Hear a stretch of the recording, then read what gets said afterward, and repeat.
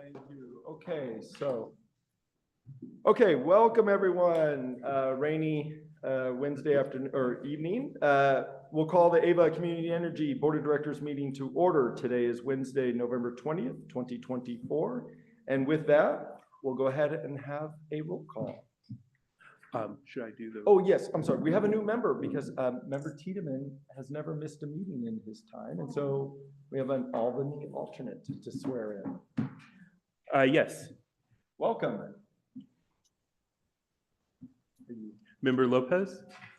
Yes, I'm here. Yes. We're going to swear you in, if you don't mind, and then welcome. Sounds Great. good. Thank you. If you could repeat after me. I, Robin Lopez, I, Robin Lopez, do solemnly swear do solemnly swear that I will support and defend the Constitution of the United States that I will support and defend the Constitution of the United States and the Constitution of the State of California and the Constitution of the State of California against all enemies, foreign and domestic, against all enemies, foreign and domestic, that I will bear true faith and allegiance to the Constitution of the United States that I will bear true faith and allegiance to the Constitution of the United States and the Constitution of the State of California, and the Constitution of the State of California, that I take this obligation freely that I take this obligation freely without any mental reservation or purpose of evasion, without any mental reservation or purpose of evasion, and I will well and faithfully discharge the duties upon which I am about to enter. and that I will and faithfully discharge the duties upon which I am about to enter. Thank you very much. Congratulations and welcome to Ava Community Energy. Okay, with that, if we can go ahead and have the pledge, we'll have San Leandro do it since he just started taking a bite of food. I pledge allegiance to the flag of the United States of America and to the republic for which it stands, one nation under God, indivisible, with liberty and justice for all. Slightly different cadence this side of the hill.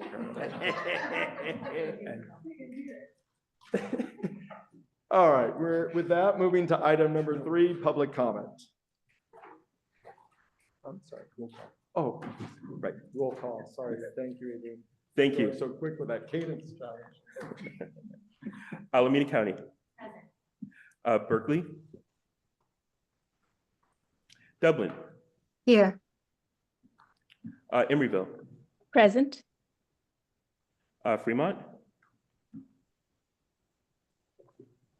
Hayward. Present. Lathrop. Livermore. Newark. Oakland. Thank you. Piedmont. Present. San Leandro. Present. Stockton. Here. Tracy. Here. Union City. Here. Union City. Here. Thank you. Community Advisory Committee. Present. Albany. Albany. Present. Thank you. Pleasanton. Present. We have a quorum. Thank you very much, Adrian. Sorry about that. I'm sorry, Fremont is here. We were in the middle of, as you went through my name, I was just lit in as a panelist. So wanted to be Thank you. duly noted. Thank you. And member Cox, you said we, was there a member there with you? Oh, I'm sorry. No, just me right now. Okay, thank you very much. And Member Jorgens. And member Jorgensen. Yep. You have that, Adrian? Yes. Thank you. All right. Thank you for that. Must be the weather. Okay, with that, we are going to move to item number 3, public comment. This item is reserved for persons wishing to address the Board of Ava Community Energy on any Ava-related item that are not otherwise listed on this agenda. Public comments on public comments on matters listed on the agenda shall be heard at that time. Members are going to be limited to 2 minutes. Is there any member of the public that would wish to address Ava Community Energy at this time for items not on the agenda? Please approach the podium at this time. We'll do in the room and then online after. Welcome. And if you could fill out a speaker card at the end. Or at the beginning. What's that? If you could fill out a speaker card. Okay, I actually did online. Oh, perfect. Thank you so much. Yeah. So my name is Susan Silver. I'm a resident of Berkeley. I've been working with the past 7 years with nonprofits and governmental agencies to support and develop resilience hubs here in Alameda County. Also working close with the Clean Energy Alliance, and want to thank Ava Community Energy for committing to support resilience hubs, but we're really asking you to specifically allocate more funding from your budget surplus into the development of a more comprehensive resilience hub program beyond the net billing tariff, solar, and storage programming that's been outlined in the current budget surplus description. Why a comprehensive program? Just want to share a brief story. Had the good fortune to be in Asheville, North Carolina a couple weeks ago after Hurricane Helene devastated this region. Residents without energy for 5 days, without potable water, and the stories of resilience just blew my mind. Stories of neighbors coming together to share food, volunteers bringing water, countless businesses and schools immediately turning into pop-up resilient hubs to distribute supplies.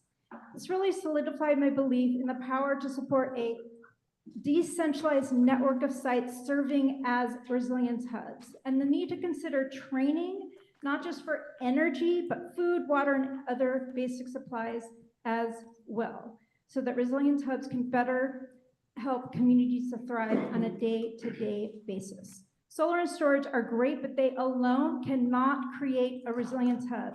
Needs funding for programs that center building relationships and social cohesion, and also to develop a coalition consisting of both the sites as well as governmental agencies. We're really at a make or break moment in history. You have the most anti-environmental administration that could tear down safety nets and defund community resilience programs. So resilience hubs are even more urgently needed. And planning for them and their programming will not magically appear. It's going to take resources. So I urge you with your surplus to put it to good use and support more than what you're doing and this proposed coalition of resilience hubs and grant funding as well. Thank you. Thank you. Are there any additional members of the public in the room who would like to address Ava at this time? Seeing none, are there any public comment online? Yes, Audrey Ichinose, you're recognized for 2 minutes. Thank you. Audrey Ichinose, East Bay Clean Power Alliance and the California Alliance for Community Energy. Thank you for the chance to address you. Regular agenda items 18 and 19 concern the 60% portion of the budget surplus allocation. I want to call attention briefly to the 40% allocation, which is described but not addressed tonight as dedicated to incentives for clean storage investment for net billing tariff projects with an emphasis on resilience development. I hope this description means that a good chunk of that 40% of the surplus allocation will benefit the development of community resilience hubs. The effectiveness of these hubs will rest first and foremost on installed solar and storage systems. Resilience hubs will need that clean energy with backup power to run all the programs to sustain our underserved, already stressed communities of color. So I look forward to the coming months to Ava's devoting serious work to solar and storage systems for resilience hubs. We can't ignore the accelerating occurrence of climate events. It's not just the kinds of events and their increasing frequency, it's also where they happen. Who would have expected a wildfire in New York City and in numerous other areas in the New York, New Jersey metropolitan area? In Berkeley, where I live, the most recent red flag alert was issued for the flatlands too, not just for the hills. The spreading threats urge us to keep on pressing forward in growing our DER, but we must also do so because of the radically changed political environment. In concert with other CCAs, we will need to defend all the good we've achieved so far and push even harder for more local clean energy development. Thank you very much. Thank you. Alan Marling, you're recognized for 2 minutes. Ava directors, I'm a Livermore resident, kindly allocate funding from the budget surplus toward a community resilience hub program. Clean power to the people. Thank you. Thank you. There are no further hands raised at this time. Okay, we will close public comment, and now we will move on to the consent agenda. The consent agenda includes items number 4 through 12 and can be approved by one motion of the board. Is there any member who would like to pull any item off of the consent calendar at this time? Seeing none? Yeah. I don't need to pull it off the calendar, but I just, if I can get just a brief summary of I saw that there's the solar app and what our involvement is in terms of using it, promoting it, sharing it, or urging others to use it. I could do that.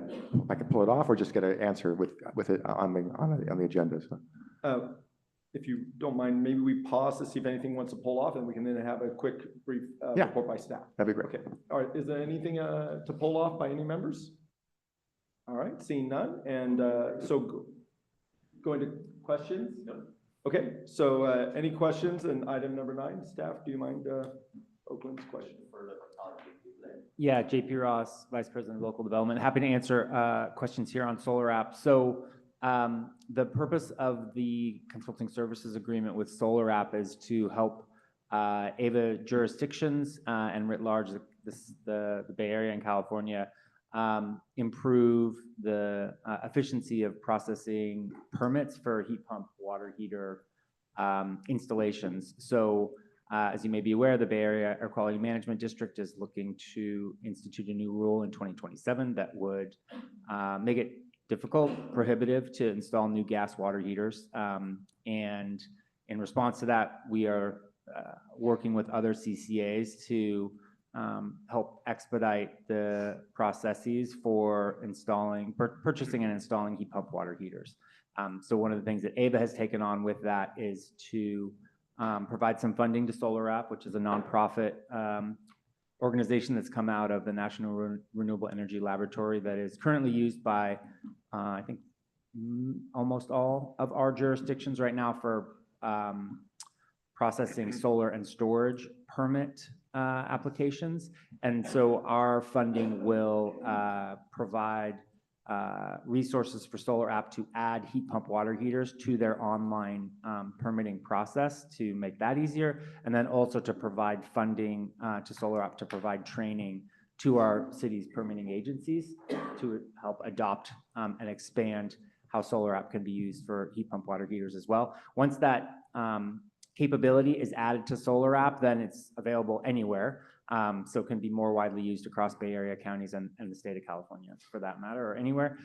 So we feel like there's kind of local benefit to our cities as well as a bit of a catalytic impact as well for heat pumps writ large. Any additional questions? No, through the chair, thank you for that. As you said, many jurisdictions are using the Solar App for rooftop solar, and now we're saying it's now available for solar water heaters. Heat pump water heaters. I'm sorry, heat pump water. And so the more, so you're already, the question is, you're already talking with the city staff, the agency's staff, to make sure they're aware of this and help facilitate them expanding the use of the app. Is that right? Yes. So as part of this, we reached out to city permitting staff to gauge their level of satisfaction with the current application. We got quite positive feedback, so that was part of the diligence we did in understanding whether or not this was worth funding for the expansion to add heat pump water heaters.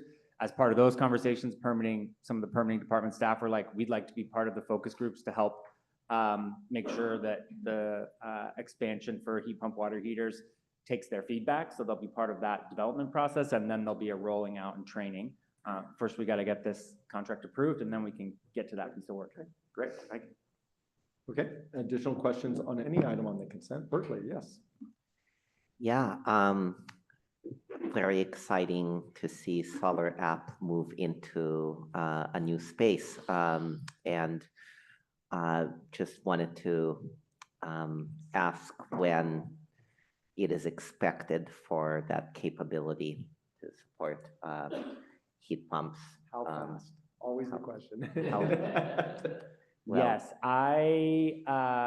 I don't have that ready at hand. Let me follow up with you on that. We have a schedule. I just don't have it in my head. Yeah.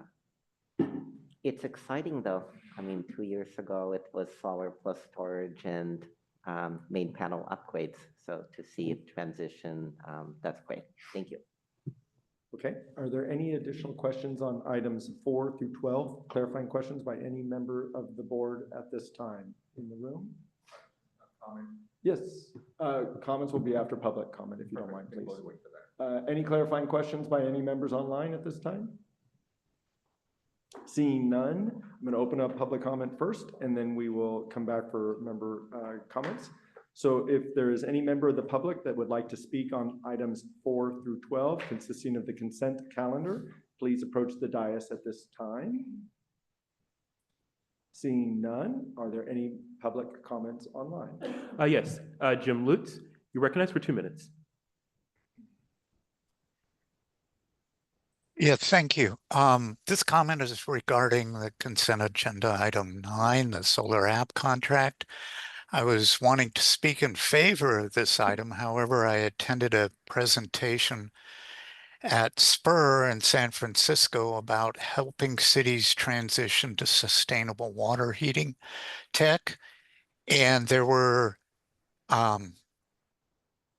about the problem of getting permits and inspections to replace water heaters when they go out.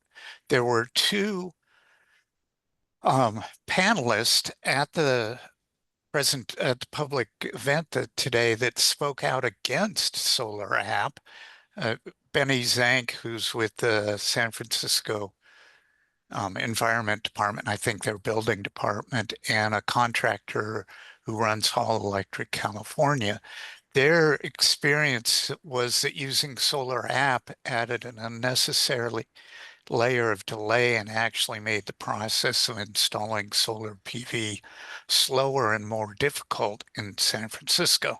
So after hearing their concerns, I read through the proposal tonight, and there's very little discussion of inspections, and it seems like the delays caused by inspections should add in remote inspections.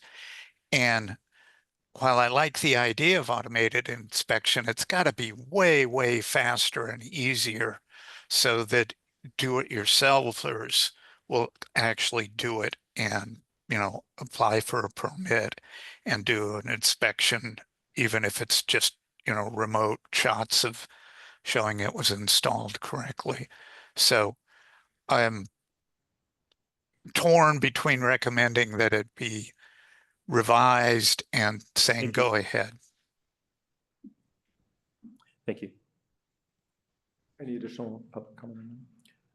There are no further hands raised at this time. Okay, we'll bring it back to the board for comments. Before I do, may I just ask JP, did you have any additional clarification you could add about that concern raised by the public? So I think that's part of the rationale for having our jurisdictions involved in the development process with respect to what's going to be added to solar app, so that we can work with them and incorporate their commentary. And I personally don't have an opinion on what the online versus virtual versus in-home inspection process could be. I leave that frankly to the permitting agencies to work that out, and we'll try to make it as efficient as we can. Okay. Okay, with that, we'll bring back to the board. I'll start with CAC, if you don't mind, for comments, please. Thank you very much, Chair. I didn't attend on Monday, but I understand through the Vice Chair who was there, there was a comment about consent item number 11, which is the SMUD Master Services Agreement, being able to do the call center and data services. Something that they really focus on more is that local job development opportunity. This is a contract extension, but it's more about the comment about focusing on local jobs. And this is a call center in Sacramento, so somehow there'll be a possibility in the future to ensure that we have that opportunity to create those jobs here locally in the territory. That's the only comment. Thank you. Okay. Any additional comments by members of the board related to consent items 4 through 12 at this time? Yes, Berkeley. Yeah, thank you. I do have an opinion on consent item 9, solar app. 3 years ago, SB 379 was signed into law, and it required jurisdictions to reduce the soft costs associated with permitting for rooftop solar plus storage using either Solar App or other tools. But Solar App was seen as a gold standard across the board. The number of days associated with permitting cookie cutter type of systems was reduced by at least 5 days. But there were concerns from the building departments, and those were worked through. San Francisco's case was particularly challenging, and I am not surprised to hear some of these concerns come up, but I actually do not feel that. I feel that to the extent that they are legitimate, this is a great opportunity to get ahead of them through this contract. So I fully support that. And actually, I just had one more question for staff on consent item 11, the SMUD contract. This would only be the billing services part.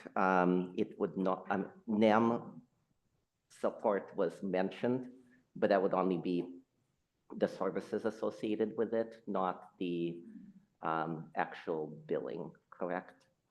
Or specifically, SMUD would not be advising AVA on how to account for NEM credits. Is that correct? That is correct. Yeah, this is just support on the billing services and the call center as well, but they don't play a role in advising or guiding or determining the NEM structure or anything like that. That's what you're referring to. Thank you. Okay, any additional comments on the consent items 4 through 12? The members in the room, members online. Member Gonzalez. Oh, sorry, did you, member Wright? Okay, we're at that point. Would you like to make the motion? Okay. Second, by Gonzalez. All right, roll call vote, please. Thank you. Alameda County. Aye. Berkeley. Aye. Dublin. Aye. Emeryville. Aye. Fremont. Fremont. Come back to Fremont. Yes. Hayward. Oh, thank you. Hayward. Aye. Lathrop. Livermore. Aye. Thank you. Newark. Aye. Oakland. Aye. Piedmont. Aye. San Leandro. Aye. Stockton. Yes. Tracy. Yes. Union City. Yes. Albany. Yes. Pleasanton. Aye. Consent calendar is approved. Thank you very much. With that, we are going to move on to the regular agenda, which consists in beginning with item number 13, the CEO report. Can we go ahead and have a presentation, please? All right, I'm going to jump right into that. And Adrian, if you can pull that up to help us follow along.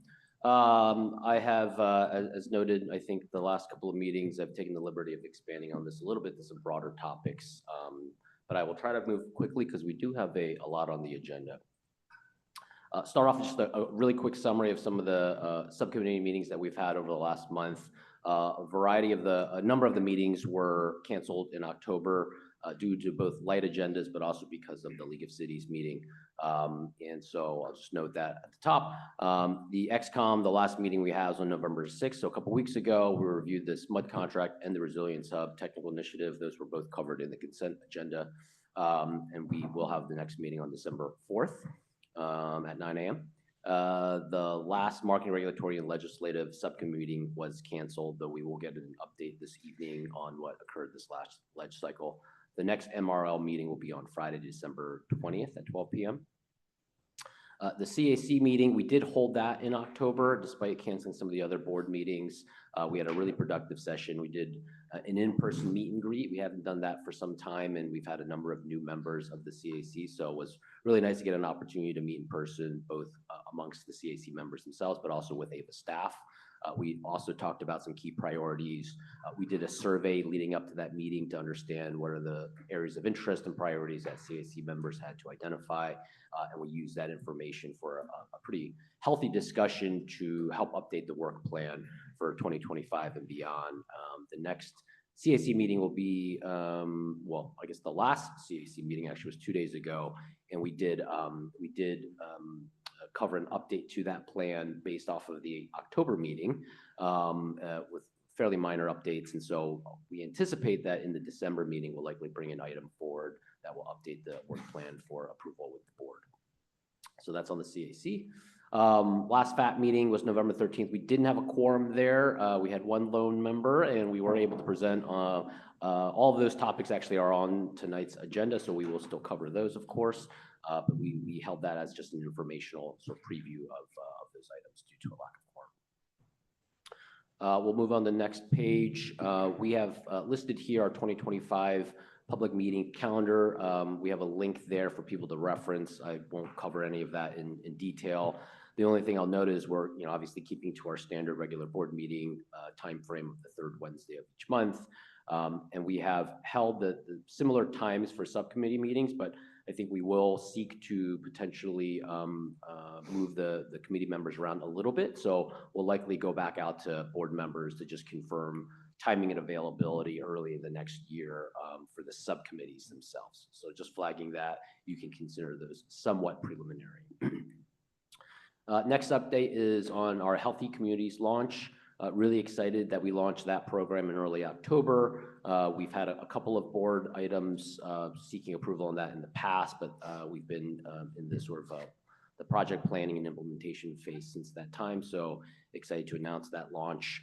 It is a pilot program where we're doing a free installation of induction range cooktops along with air quality monitoring directly before and after the installation. That way we can see the impact that the induction cooktops have on indoor air quality. This pilot will cover 200 induction ranges at Ava customer households that are Care Fair customers or affordable housing unit residents. We've already begun that outreach. We've seen about 70 applications come in. I think we've reviewed 10 of those applications already. So trying to move quickly and working closely with our installation partner, Franklin Energy, on that program. There is a link there at the bottom of that summary for more details for customers that are interested. Next item is regarding to the Fremont R100 opt-up as well as the R100 cost allocation methodology.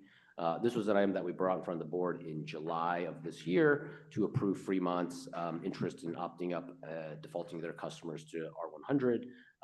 That was approved. What we settled on with city staff is a phased approval process, given the size of that load was quite material, and that was a major topic of discussion there. So we're going to do the residential customers in August of 2025 and commercial and industrial customers in August of 2026. So really appreciate the flexibility that city staff showed there. I know that there was a lot of eagerness and interest to do that as quickly as possible, but it is very significant load. We're in a high priced environment for renewable energy product. So felt that this was the best way to try to phase that and manage the price risk and the cost impacts to rates by doing it this way. It also allows for us to have certainty in this current budget year, fiscal year 24-25, that being pushed into the 25-26 fiscal year, I think has certain benefits in terms of rate certainty for our customers. So along with that, we did review the cost allocation methodology in the spring timeframe. We discussed this idea of potentially allocating renewable energy costs differently depending on the product that we had, Bright Choice versus R100. There was some potential for some meaningful impact on those rates because of the high costs of incremental renewable energy that we're procuring. That was a really lively discussion. I think there was a lot of board level interest there and understanding the implications there and how we manage that process. I think because we are phasing the Fremont opt-up process a little later and because of the phased approach over 2 years, we were hopefully able to mitigate some of that impact, but we'll see. But I do think that the best time to revisit that discussion will be in the spring timeframe, just ahead of the budget setting cycle. That will allow for us to, I guess, discuss that in context of understanding how that may impact value proposition. So that'll give us a little bit more certainty as we analyze the numbers and forecast impacts to rates, so that we can inform that discussion more concretely. Whereas last time we had to present a lot of scenarios, and I think there was interest in seeing even more scenarios. So I think that's the benefit of this phasing process. So more to come. Just wanted to share that because I know that was a topic of interest, and certain board members have been asking, when are we going to revisit that topic? So we've got a little bit of time before. So that's that topic. Next topic is just a really great announcement that we can share regarding the CCA industry as a whole. We are one of 24 CCAs. It's been a rapidly growing sector. AVA has signed over 1 gigawatt of new solar, wind, geothermal, and clean battery storage PPAs since our launch about 7 years ago. As a sector, CCAs as a whole have signed over 18 gigawatts of new clean energy resources. So that's just a really exciting announcement that CalCCA, our trade association that represents all the CCAs, was able to compile and share very recently. That's over, that's nearly 350 power purchase agreements. This is all new steel going into the ground. What we're seeing is about 4,300 megawatts just in the last year. And that's the largest annual increase that we've seen to date. Right now, we have about 116 operational clean energy projects, and that's almost 8,000 megawatts in total that are operational, not just from this past year, but going back a little further. And they serve 14 million customers, so almost a third of the state's population. So really, really meaningful numbers, really impactful in terms of what the CCA space is doing. And we do see these projects throughout California. They're located in 30 California counties, all the way from up north in Humboldt County down to San Diego County in the south. So pretty well balanced there. We do also have projects out of state in Arizona, New Mexico, Nevada, and Utah. So wanted to flag that. Lastly, I'll just note this translates to about $37 billion in capital invested in these projects and supports 36,000 good union construction jobs. So really, really excited by that. And we're, of course, trying to find mechanisms, not just to, of course, negotiate good cost-effective contracts, but we're also finding additional financing structures and mechanisms to reduce those costs further. Something that we're familiar with is the energy prepay structure that we've done. So that's noteworthy as well. The last thing on this topic is on the top of this page. It's just a nice bar chart to show over the years what's coming online related to all those megawatts. And then there's a link to a broader story that was issued on this topic. I'll move on to the next topic. This fall is always a very busy time for conferences. After the summer, we're jamming everything in before the holidays come. So Ava and myself, we've been really active across different conferences, both attending and speaking on different panels. I have had the opportunity to attend the CAISO Symposium, which is a big event, the Bond Buyer Conference, CalCCA Board Retreat, our CC Power Board Retreat, which is a joint powers authority that we are a member of among 9 CCAs. I participated in a meeting with the California Municipal Utilities Association. So with what we like to call our cousin agencies, other public power entities here in California, that was a great dialogue with a lot of common ground on priorities and such. I attended the California Energy Storage Association dinner. I know we also had other staff members present there and attend that meeting as well. I was able to speak at the Transatlantic Energy Infrastructure Conference, that one conveniently in Berkeley, where we had many delegates from Germany actually join that. So exciting to speak a little bit about our international best practices. And then even most recently, I attended the Direct Pay Clean Energy Incentives Conference just yesterday in Salt Lake City. So a quick whirlwind flight in and out there. Really exciting to be engaged and active in discussing some of what we're doing in the CCA space and also learning from other colleagues and fellow clean energy entities throughout the country. A lot of common discussion points in these conferences, really big focus on affordability, of course, as well as how to balance reliability and some of the clean energy goals, both in California, but also regionally and in the US. A few other specific noteworthy items. One is interesting dialogue and presentations on some of the regional coordination efforts that are happening formally through the Pathways Initiative.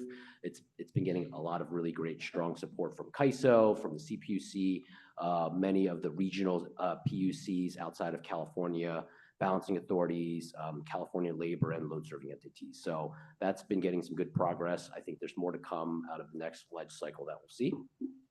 Also note that at the Bond Buyer Conference, we were able to present on the interesting work related to energy prepays and how that is a great tool to help address some of the affordability concerns that we have.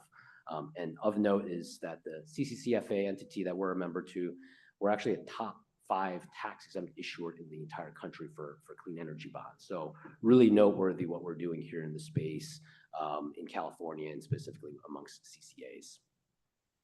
Last note is, I already touched on this, but the direct pay incentive is an interesting incentive that came out of the IRA and something that CC Power is exploring and something that we've been discussing in broader forums as to cost-effective ways to own projects and some of the considerations there. All right, I'll keep on moving here. The last table on this page is just a highlight of some of the upcoming events that we have. Berkeley, Emeryville, Oakland, San Leandro. So a nice mix of events. It'll start to slow down probably as we get into the holiday season. So we're quickly trying to attend those. And then we can go to the next page, Adrian. We've been really active on the hiring front, recruiting, have some great new employees. I'm certainly not going to read through all the great bios that we have here, but I will just mention them by name. Dominic Faria joined us in the policy team. Maybe he's not. He is here, so I think he's the only one that's here in person. So say hi to Dominic if you get a chance. Ben Weber joined us as a Salesforce developer in our technology team. Olivia Vasquez as a new Power Resources data analyst joined us. Ethan Young as a senior data energy, also in our technology analytics team. Molly Sandick joined as my new executive assistant. So if you haven't heard from her yet, you will. She's been great to help manage the schedule. And just to know, Megan Smith is still with our organization. She's transitioned to a full-time office manager role. So don't fret on that front. And then lastly, Lizbeth Gallegos, I'm hoping I'm pronouncing that right. She joined us as a marketing associate recently. So a lot of great new hires, really excited to have them join our organization. That's the end of the CEO report. The last item I just wanted to note that's not written up here is just an acknowledgement that today is potentially the last meeting for some of our board members who have served with us for, I guess, varying lengths of time. And I just wanted to note that. I know there are still some election results that we're waiting on. It's a long process and a little bit of uncertainty that comes with that. But I did want to take a moment to just acknowledge that and thank our board members for their service and their time with our agency. And hopefully at the end, we can maybe hear from remarks from other folks, and whether that's part of the meeting or informally. But thank you to all the board members that have been part of our agency. Excellent. Well, thank you very much. And yeah, definitely thank you to the board members who might be leaving us or choosing to leave us, I guess I'll say. Maybe if that's the other option you're choosing. Okay, with that, so that's item 13. Before we move on, are there any questions by any members of the board at this time related to the CEO report in the room and online? All right, any public comment on item number 13 in the room? Please approach the podium.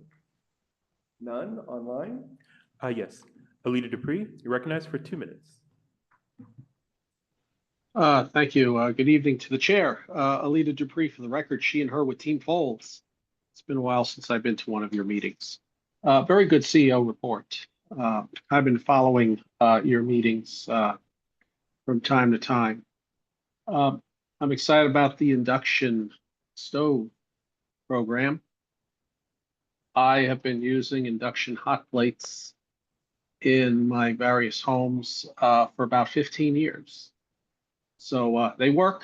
I have lots of good experiences that I can relate over the years. So I like to see that coming into its own. And the Fremont renewable energy is going to be very helpful. Anything that we can do to help people get interested in and start using renewable energy will have the effect of helping to develop more renewable energy.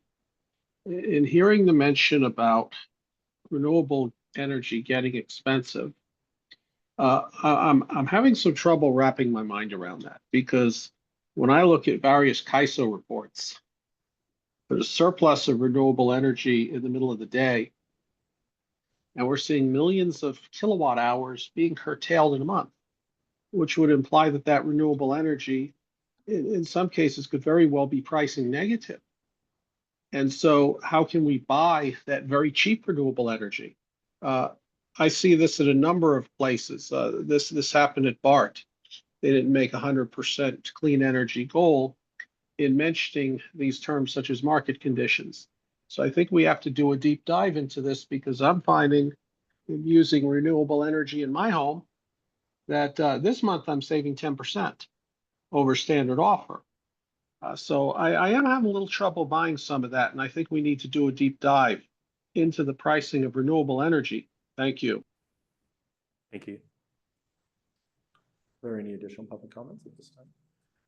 There are no further hands raised this? Okay, we'll close the public comment on item 13. I will just mention to the public commenter that we did discuss renewable energy pricing at a recent meeting. I'm thinking it was September, but it's on YouTube, and it was discussed in detail.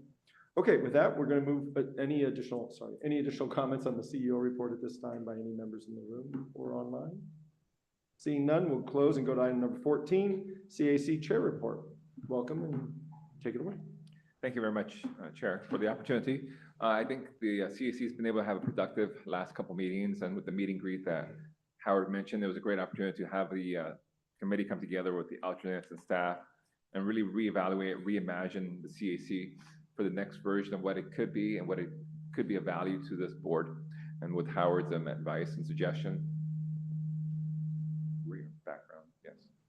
We really identified an opportunity to really not just go through the agenda and sort of approve or disapprove or say anything that may not change the equation here, but really have a bucket of 3 buckets: recurring items that you might cover, non-recurring items, and then things of interest, of passion to the CAC board members. I mean, we can look at those recurring items that you talked through, like the annual budgeting, legislative priorities, the integrated resource planning that occurs on a regular basis, and then non-recurring items such as local development programs and planning, policy, marketing, and public engagement, something that may come up around ad campaigns and brand updates. But I think really the CAC want to add more value and get them more engaged, because you have a lot of good subject matter expertise and passion that we really dive deep into ad hoc committees. And those would be limited in how long they go, duration, with the deliverable that would come back to the CAC. They can bubble up with staff support to this board.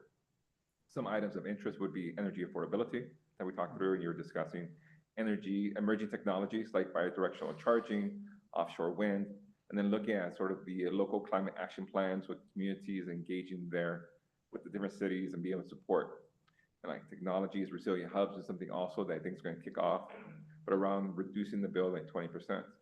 So I think really having these small ad hoc committees, be able to work through opportunities to bring more value to the board and AVA is where the CAC is going in the new year. And I'm looking forward to helping with that next month. And I may transition off that CAC, but really I'm blessed to be here today, and thank you for the opportunity. That's mostly the report, and I think we covered one more item, and we'll come back to that on bill credits, and then we'll go through the item. Thank you. Okay, thank you very much. Are there any clarifying questions by members of the board of the number 14 CAC report? In the room, online? Any public comment? If you would like to comment on item 14, please approach the podium at this time. Seeing none, any public comment online? Are there no hands raised at this time? Closing public comment, bringing it back for any final comments by any members at this time. In the room? Online? Seeing none, thank you very much. Appreciate the story. May I ask if is there a value of an interest of the board? It seemed like it aligns overall well with the idea that the CAC will bring forth that work plan, but just want to make sure that is a value and interest. I think that was the, oh, sorry if I may. Yeah, I was going to say, I think we asked the staff to do a CAC retreat kind of thing to come up with a work plan and how to support and enhance it. So I presume that was yes, the goal. So I'm seeing some nods here. Does anyone have any objection with that? Okay. Thank you. All right, sorry, I could have handled that a little easier. Okay, with that, we'll be closing that item 14, and moving to item 15. Item 15 is the 2024 legislative year in review. I hear it was a doozy. This is an informational item, and can we go ahead and begin? Thank you. Good evening, everyone. I'm Todd Edmister. I'm the head of the policy group here at AVA. Beside me is Dan Shaw from our Sacramento-based lobbyists, Omni Group. He and I will be taking turns addressing different elements of the report out on this year's Sacramento events. Next slide, please. So I'm going to hand the mic to Dan to talk about the process more generally, as well as the calendar of events and broader legislative themes that we encountered in Sacramento this year. Then I will step through the bills that were presented to the board back in May and let you know where those ended up at the end of the session before handing the mic back to Dan to pick up with the 2025 outlook. I'll give you a little bit of a preview before we enter the next session, at which point we'll come back and go through bills that are before the legislature in more detail. So with that, I will hand the mic over to Dan Shaw from Omni Group. Next slide, please. Thank you, Todd. Welcome. Thank you.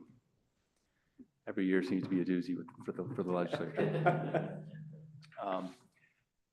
This calendar sort of, encapsulates the legislative process. I'm not going to go through every date, but this is essentially what dictates and drives bill making and analyzing in the legislature.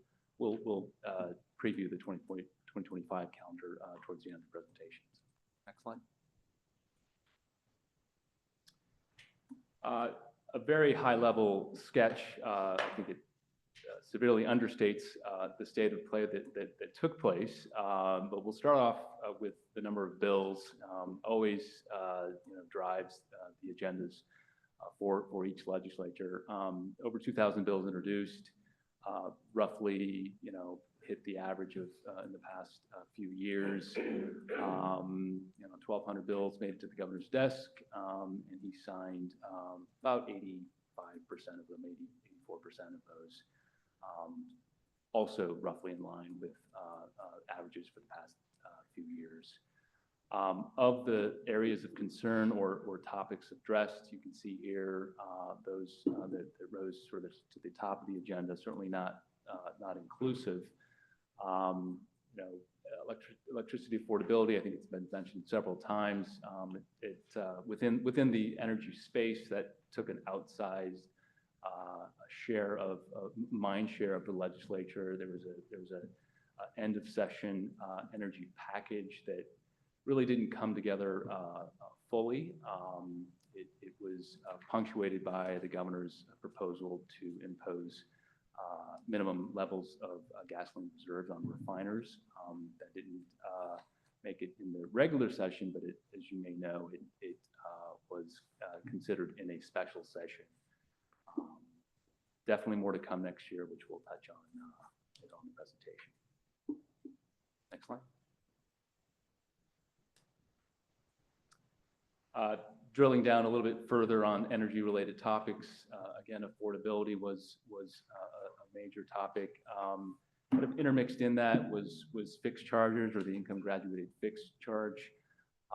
That one bill in particular attempted to essentially reverse the PUC proposal or the underlying authority that led to the PUC's proposal. That bill failed to advance. It was essentially put on hold by the Speaker's office in deference to the governor and the PUC proposal. And then climate bond, Proposition 4, which passed in this last election, that also took an outsized share of the conversation within the energy topic. $10 billion, a substantial amount. Interestingly, not a whole lot devoted to energy. These bonds have typically been described as resource bonds, but I think creative packaging and marketing probably took place in order to perhaps appeal to voter sentiment. Next slide. Thanks, Dan. So turning to AVA's particular legislative program, I flag for you that we presented a revised version of the legislative program to you in May, along with the list of bills for your consideration for possibly taking positions on them. The program itself is our touchstone in deciding what would be of interest to you and not, and we do evaluate it every year. The most recent version of it is linked up there on the slide deck. The three primary areas of concern for us as we evaluate bills for consideration are noted there: accelerated decarbonization, promoting local development, and stabilizing community choice. Ultimately, it's up to you guys to decide which bills we want to take positions on and what those positions will be. Next slide, please. So at the May board meeting, we presented to you a laundry list of bills for your consideration. And what we've done here is take the list from May and simply add a column that indicates where we ended up on it at the end of the legislative session.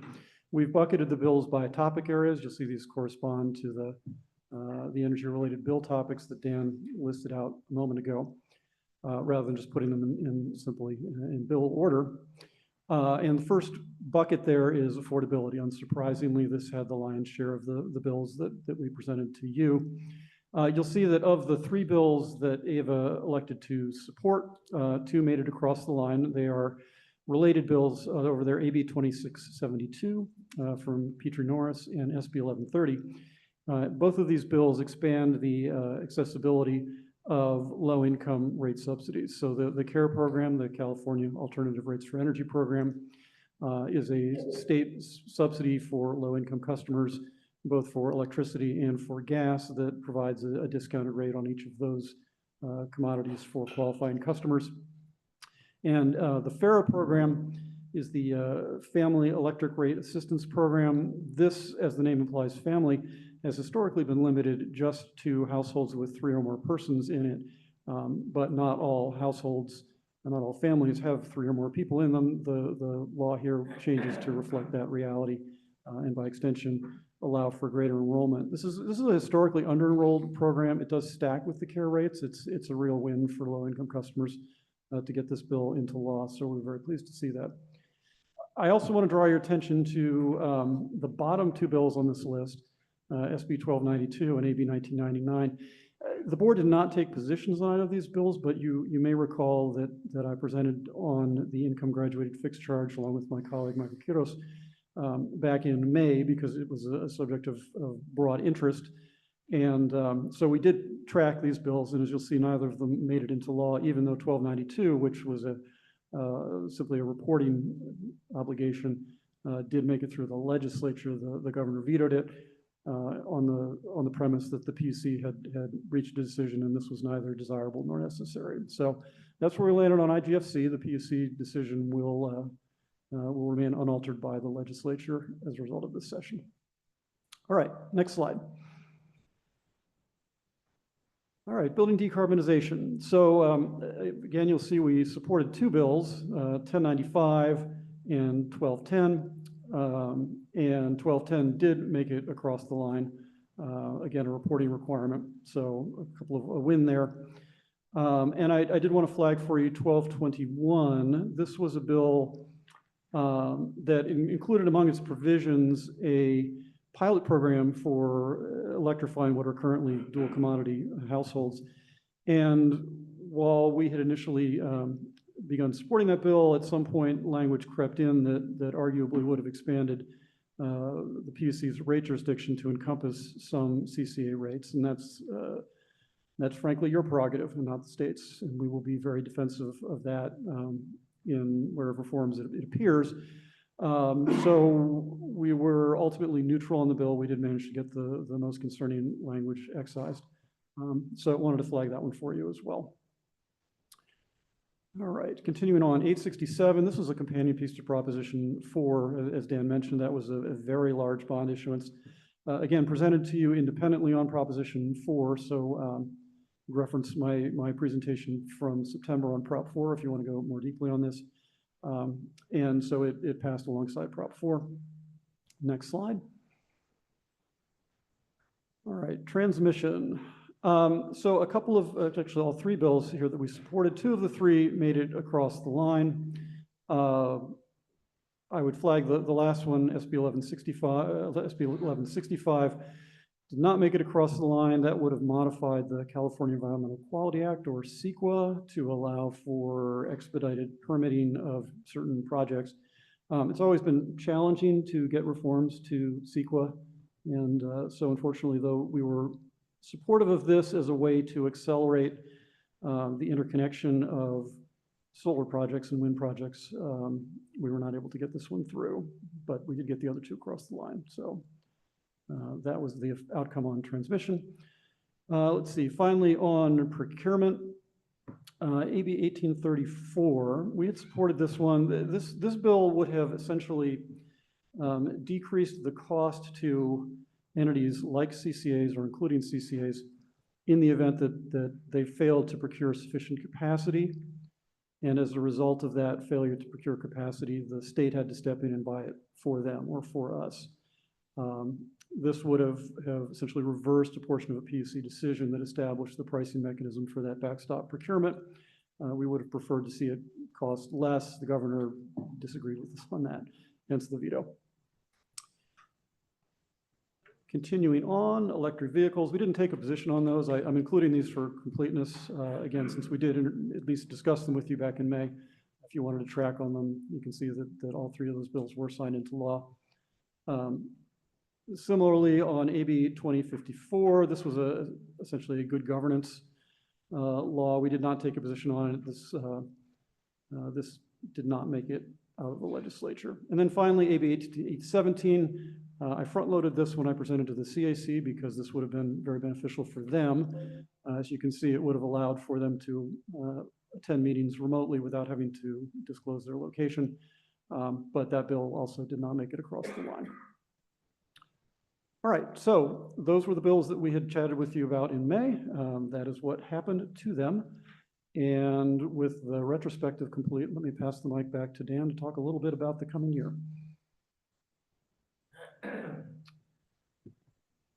Well, the coming year will be especially marked by the number of the turnover in the legislature. And as you can see here, 34 newly elected members will be sworn in very shortly in December.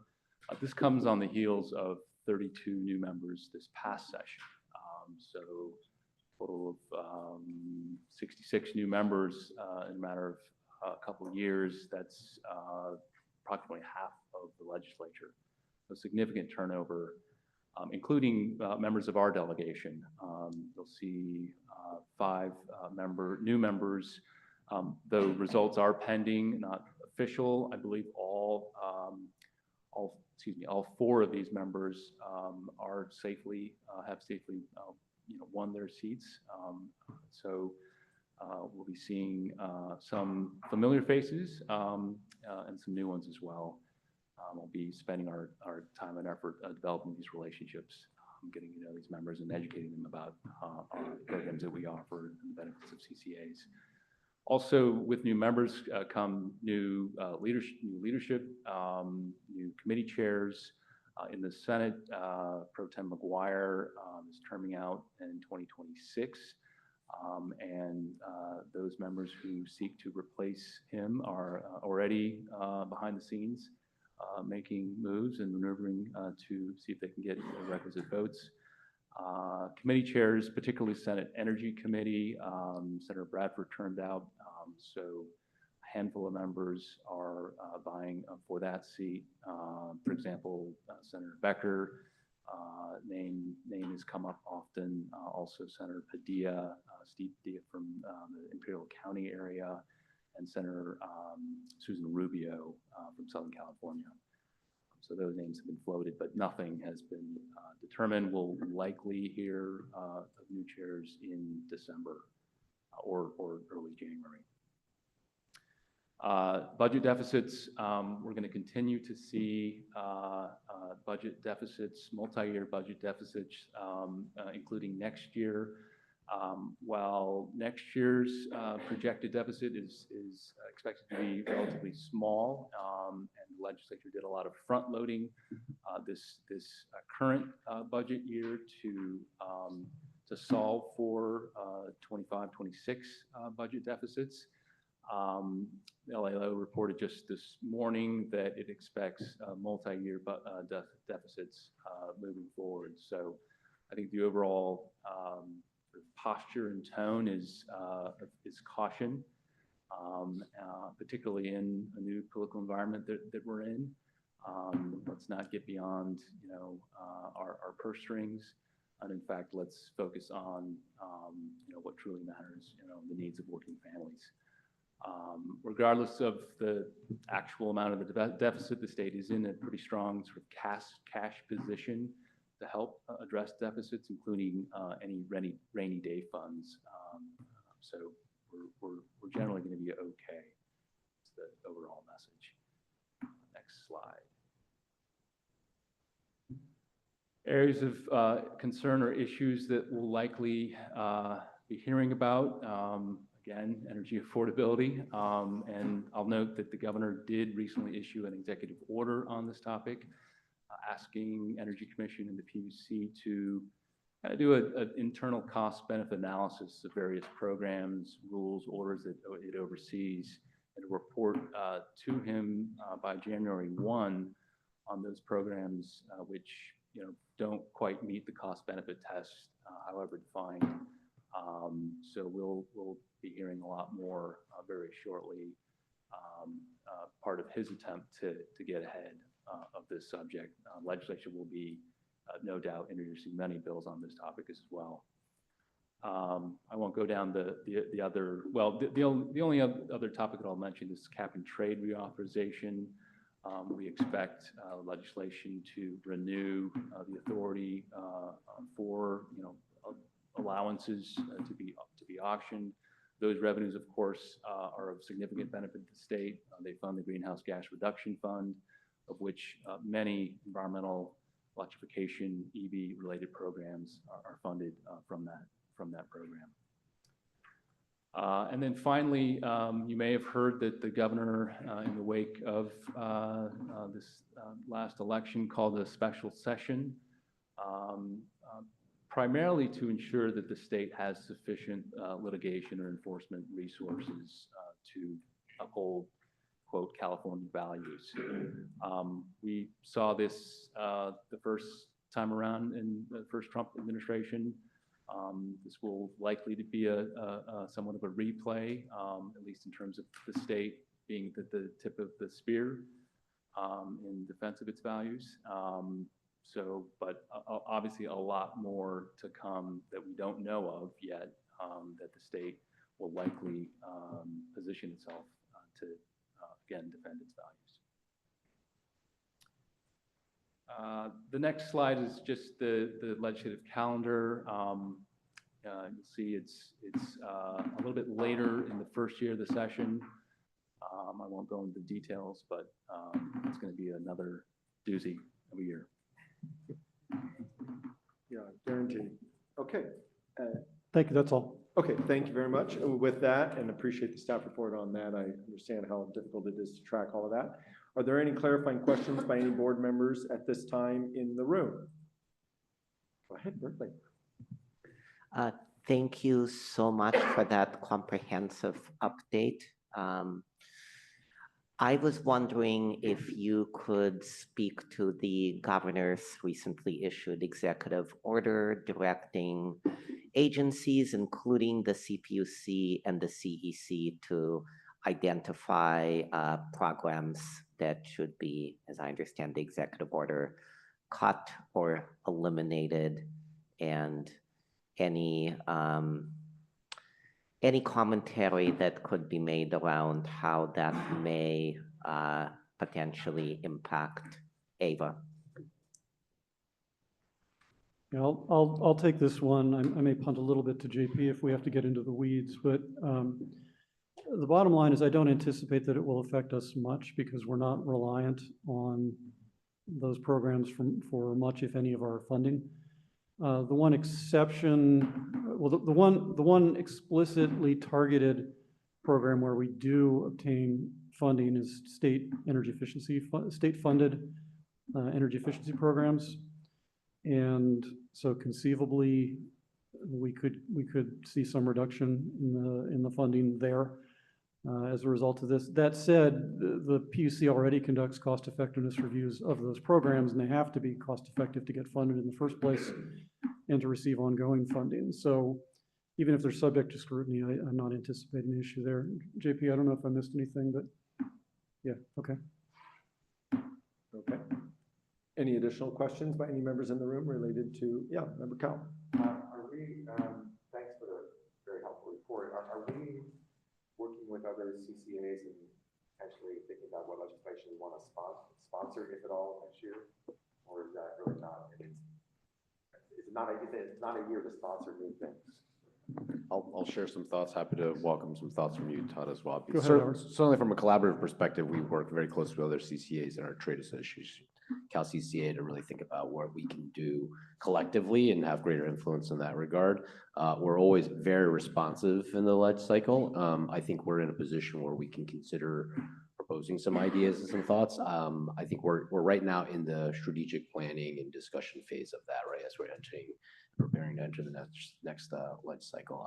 I think there's obviously the topics were already highlighted. I think affordability will continue to be a major focus, and we need to come up with some solutions, be part of that process to ensure, that we understand what kind of goes through. Thank you. And back to the governor's desire to do something the way he could take some credit to lower people's bills, possibly. It worries me about the energy efficiency and maybe other things that I'm not sure about yet. But is it, are we, or is the Cal CCA going to weigh in on, hey, these are important programs, not just for CCAs, but for the state, for our goals? Yeah, the short answer is yes. We certainly will respond and comment on all of those. And across the CCA spectrum, there's some varied views on those, just depending on where CCAs have programs and what's of greater relevance. And so there's a little bit of variability there, but as a whole, yes, Cal CCA wants to support and facilitate extension of program budgeting. Yeah, I would observe that the governor's proclamation is actually, we're double checking on the number of this, but it's essentially using language that was in a bill that did not make it out of the legislature, which Cal CCA opposed because we did not want to see these programs cut. Thank you.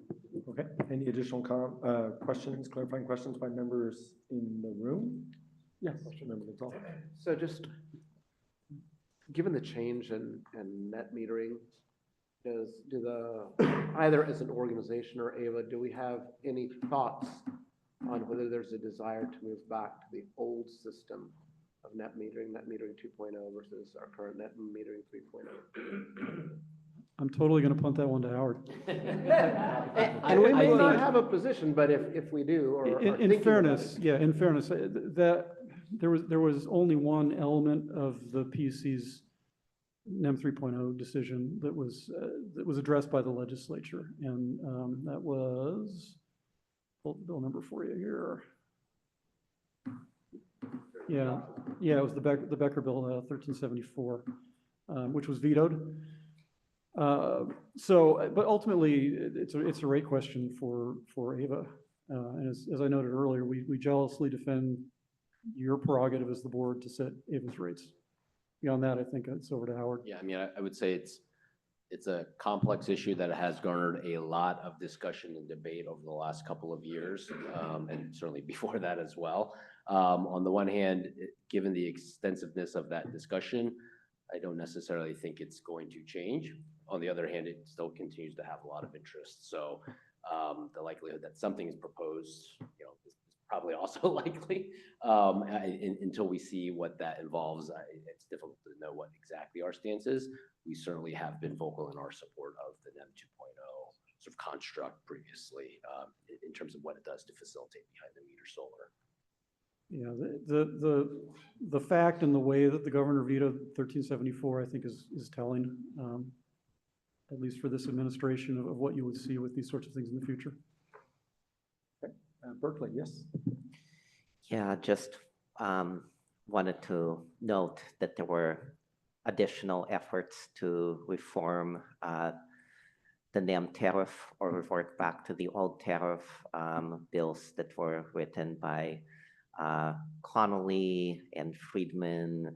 There was a bill to look at the full suite of benefits around the tariff, including environmental benefits that were in the opinion of the author and many organizations not being considered. Unfortunately, those did not receive a committee hearing. So yeah, it's accurate to say that the only surviving NEM bill was SB 1374, which was vetoed. I would not be surprised as well if there were additional efforts, and they may look like additional NEM reform, or well, reverting back to something closer to the previous NEM. But they might also, there are other things outside of NEM that could be done around affordability, including master metering and sub-metering. So I would be interested in kind of continuing this discussion when we see the full suite of bills that have been introduced. I heard the question mark at the end. Any clarifying questions by members online at this time? All right, now that we'll open up the public comment period, is there any members of the public that would like to speak to item 15? Please approach the podium. Seeing none, any members online that would like to speak to item 15? No hands raised at this time. Close to public comment, bringing it back to the board for comments. Anything else? Just thank you. I really appreciate the key deadlines, the outline, and just the comprehensive summary. So thank you. Sure. Yes. Just a comment that I know it made before during previous ledge updates. As you all look at bills when they come out next year, if there are some energy-related bills that really are not positive or negative for CCAs, but they're energy bills, and they seem to promote strong additional reductions in greenhouse gases or something very positive that the environmental community supports and doesn't harm CCAs, we should still take a position on those, even if they're not our bills, or CCA bills.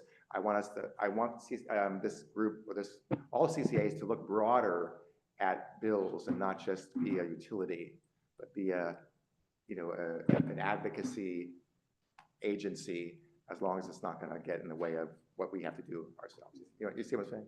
Yeah, that's all. Okay. Any additional comments by any member in the room or online? Great, thank you very much. We'll be closing item 15 and now moving to item number 16. We use a lot of acronyms here, but it's the Critical Municipal Facilities Green Bridge Power Purchase Agreement. It is an action item, and we have a staff report by JP. Thank you. All right.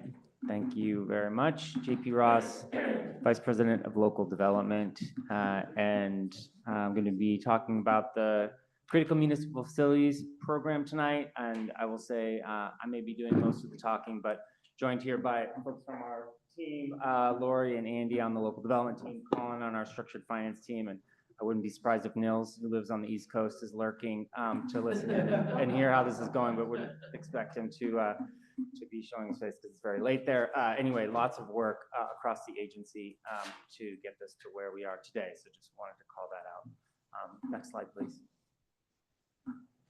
So we'll be talking about an overview of the deal, the structure, how we got here, the key counterparties and next steps. I'm going to keep moving us along because we've got a long agenda tonight. Next slide, please. And again. So this agenda item has a lot of moving parts. In some, we are working with a renewable energy developer, Green Bridge, to design, construct, and operate resilience facilities, so solar plus storage assets on our city buildings that we've worked with your staff to develop. We have 6 participating cities at this point in time. And the projects are really built and are designed to deliver energy savings and resilience in the form of batteries to your city facilities and that would protect against grid outages and other extreme weather events. The projects will be constructed over the next couple of years between 2025 and 2027. And AVA is working to execute a PPA, a power purchase agreement with Greenbridge by December, so in the next month. And that would be quickly followed by signature of PPAs with the participating cities. We are working towards a deadline which is related to the Net Metering 2.0 expiration. We were able to file interconnection applications to secure Net Metering 2.0 for most of this portfolio. And we've got many projects, over half the portfolio, that's still on target to be completed by April 2026, which is when the NEM 2.0 expiration hits. So we're really working towards a tight timeline because the NEM 2.0 provides significant savings for the buildings and the facilities that are interconnected under that regime. So there are a couple of different resolutions that we'll be asking you to approve tonight after we discuss this item. And one is to negotiate and execute the developer PPA with Greenbridge, as well as an asset transfer agreement with Greenbridge, which I will get into, and that is to compensate AVA for expenses we have incurred bringing projects through some pre-development activities. So that's one resolution. And then the second resolution is to negotiate and execute the power purchase agreements with the participating cities, as well as your approval to allocate some of the existing solar and storage incentive dollars for CMF, for critical municipal facilities, that we allocated in the FY 2024 budget. Next slide, please. Just a quick overview. Oh, it's blurry. It's either blurry or my eyes are bad, probably a little bit of both. A brief overview of what a microgrid is. So on the left here is a simplified version of a microgrid. So we have the grid providing electricity. There's an automatic transfer switch that allows the solar microgrid to separate from the utility grid when the power goes down, and is then providing electricity to a participating building from the solar system and the battery. And there's a controller in there so that the output from the battery can match whatever on-site load is being demanded by the building at that particular time. And then we get into the picture on the right. That's a 60% design drawing for one of the sites that we are working on, which is the Live Oak Recreation Center in the city of Berkeley. It's obviously a lot going on there, not expecting anybody to be able to read that, but we have a solar system, we have batteries, we have protective enclosures, we have a lot of electric gear to be the controller and the automatic transfer switch. So that that picture on the right is some of the pre-development expenses that we have incurred now, getting projects pre-designed and starting to basically design the permit packs that will be submitted to jurisdictions to progress these projects. Next slide, please. All right, next slide again. Thanks, Adrian. So overview of the power purchase agreements that we will be asking for authorization to sign today. So one is our developer power purchase agreement. This is one master power purchase agreement that we will be working to execute with Greenbridge. I have a description of their experience later on, to construct, operate, and own the assets, and then sell us the energy services, the energy generated from the PV system, as well as the resilience provided from the batteries. So Greenbridge will sell us those services through the developer PPA. And then we have the city PPAs. We will have 6 different city PPAs with the participating cities that basically mirrors those transactions through to the cities. So we will bill the city for those services in return for the provision of electricity and resilience. And the benefits to the cities are, different microgrids, resilience hubs at different city facilities, which I have a list of later. AVA as a joint powers agency serving you with electricity, and you sitting on our board, you've got the longstanding relationship with us as your counterparty to make sure that those projects continue to deliver according to the terms of the contract. Next slide, please. So here is a diagram of the transaction. It's fairly complicated, so bear with me for a second. On the left here, we have Greenbridge in the green box in the center, who's going to develop and own these operating assets. They, in turn, will be bringing in the financing parties who can bring in debt, equity, and also they will be monetizing some of the tax credits that are available, the solar tax credits from the federal government. So they'll be bringing in financing parties to bring capital to the equation. They also will be kind of operating the battery through an optimized format to reduce demand charges on sites where facilities are on demand charge rates, as well as do TOU arbitrage. So taking the solar generated from the cheap parts of the day and then dispatching them into the buildings during the more expensive part of the day. Greenbridge is also bringing in Gridscape, which is a local company who does development of microgrids. They're located in Fremont and have done some and are currently operating some resilience solar and storage projects on Fremont fire stations. So Greenbridge is contracting with Gridscape through an EPCA, an engineering procurement construction agreement, to develop those assets. So that's Greenbridge kind of box on the left. We have AVA in the middle there, and our cities on the right. So you can see that AVA sits between Greenbridge and the participating cities. We also will be working with Lunar, who is a distributed energy resources management company that you have previously approved a contract for. We're going to be using Lunar to kind of monitor these assets and confirm that they are continuing to provide the services that we expect over the term of the agreement. And let's see, Lunar, we also look to kind of after we've delivered all the value to the cities in the form of bill savings that has been promised. If there's additional battery that we can use for grid services that can benefit all of our customers, we will look to exercise that. But the first priority is to deliver resilience and bill savings to the participating cities and buildings. I think that's the majority of what I wanted to cover in that slide. We can go to the next, please.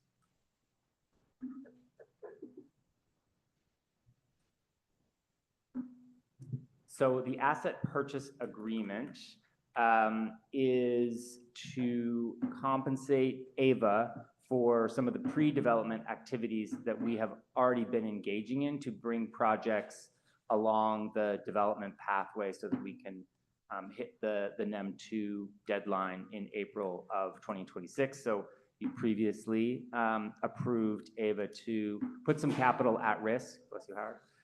Put some capital at risk. Oh, John. Put some capital at risk to bring projects to where they are to progress them.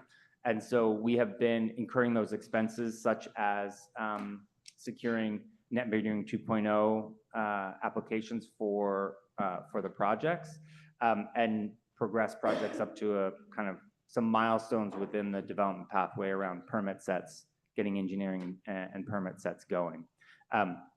So because we've been spending this money to bring projects up to where they are today, we want to be compensated for that. So the asset purchase agreement that we would sign concurrently with the power purchase agreement will allow AVA to recover those expenses from Greenbridge because they are in parallel signing an agreement with Gridscape. So that is how we will recover some of the expenses that we have spent to date. Let's see. Yeah. Next slide, please.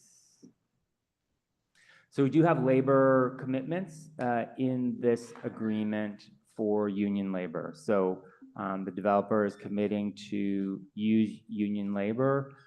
We always use prevailing wage, but this agreement goes above and beyond that for union labor within these projects, and the pricing that we have received so far factors for union labor being used on these projects.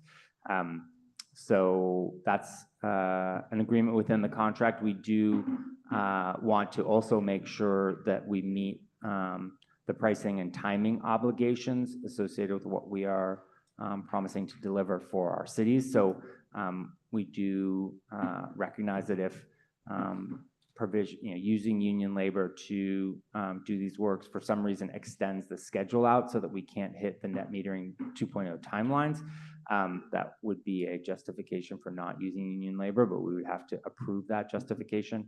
And even if they were not able to use union labor for these projects, there would be specific requirements around using local labor for this work. Next slide, please. So this is a view of the city portfolio to date, 34 projects. We actually just had one project drop out, so it's now 33. Pretty sure that's final. They are split across the 6 cities shown here. We've got 19 projects that are set for net metering 2.0, 15 projects set for net metering 3.0, about 6 megawatts, 6 megawatts of batteries, 12 megawatt hours of battery capacity. 6 megawatts of PV, 12 megawatt hours of battery capacity. And there's a list of the project types you can see on the right. Majority or plurality of kind of fire stations and libraries and community centers makes up the largest portion of different jobs, and then a smattering of other facility types to provide services, critical services to our cities. Next slide, please. So the procurement rules that we use to provide this service and offering to our cities requires that the city portfolios are cost effective to the city over the term of the agreement. So we're working really hard to kind of maintain a competitive price, and the fact that we've been able to aggregate up multiple projects across multiple cities to bring significant volume out to the market to get pricing for this has helped to achieve the pricing that we have received. So each city's portfolio needs to be cost effective for that particular city, and the pricing we've structured achieves that goal. Because we have projects that are going for NEM 2.0 that we have more information on because we've done some of that pre-development work, we're really able to lock that pricing in. So the pricing will be tranched in 2 tranches. There's the NEM 2 tranche where the pricing is locked when we sign the PPA with each city. And then we recognize that the NEM 3 projects, we have slightly less information on those. So we will need to get developers out to site and confirm that we can deliver those projects at a price that still meets the city's cost effectiveness threshold. So for those NEM 3 projects, we've established a price cap. And if the pricing on a NEM 3 project goes above that price cap, then the city can pull that project out, can terminate that project without any penalty, so that we are meeting our cost effectiveness obligations and expectations. We are collecting a 2.5% surcharge for Ava's work on this portfolio, both the existing work that we have spent as well as the ongoing work to continue to manage these assets and relationships on behalf of our cities. One quick comment on this. I think this is an important point to communicate, which is that the way we've designed this program is to try to pass on savings, certainly with a minimum sort of net neutrality goal with our cities, but really to try to pass on the savings. And the way we've managed the risk is to really try to back that the PPA structure that was previously diagrammed for you. What I want to note here is a lot of CCAs are doing a similar type of a program supporting their municipal members and trying to get behind the meter solar and storage installed. And there's different flavors and nuances to all of those approaches. There's no best practice or right or wrong. One of the CCAs is doing it where they're basically locking in their own rate, so there is no savings. The pro and con of that is that there's no downside either. The cities are not taking any risk. They're just at the prevailing sort of energy rate that they're already at. The way we've designed this is we're trying to give the cities savings, but yes, there is a little bit of risk, right? If the systems don't perform, the systems are designed in a way with battery usage that is intended to get savings. If the forecasts are off, then there is a little bit of risk that the cities have relative to the savings that we're forecasting. So I just want to share that in full transparency. You could take a different approach where you lock in a rate, but then there's no savings, for example. Another CCA has done that. Another example is the CCA is actually building the projects themselves instead of doing it as a PPA. And that obviously carries with it certain risks that the CCA is taking in terms of operations and building those projects, but it also speaks to risks that the cities may have in terms of their savings because there can be cost increases and things like that through the development and construction process. So there's no right or wrong there. There's just pros and cons to the various approaches here. And I think this is a balance of what we've seen as forecasted savings, which is a benefit to the cities, as well as managing both the financial risk and some of the operations and sort of construction related risk in the program. Thanks, Howard. Yeah, I also would say, each city's portfolio is priced on the types and sizes of projects that each individual city has brought. So yeah, there's that as well. Okay, next slide, please. So Ava in this last year's budget, we requested and were approved for $7 million for the budget, for the local development budget to support the critical municipal facilities program.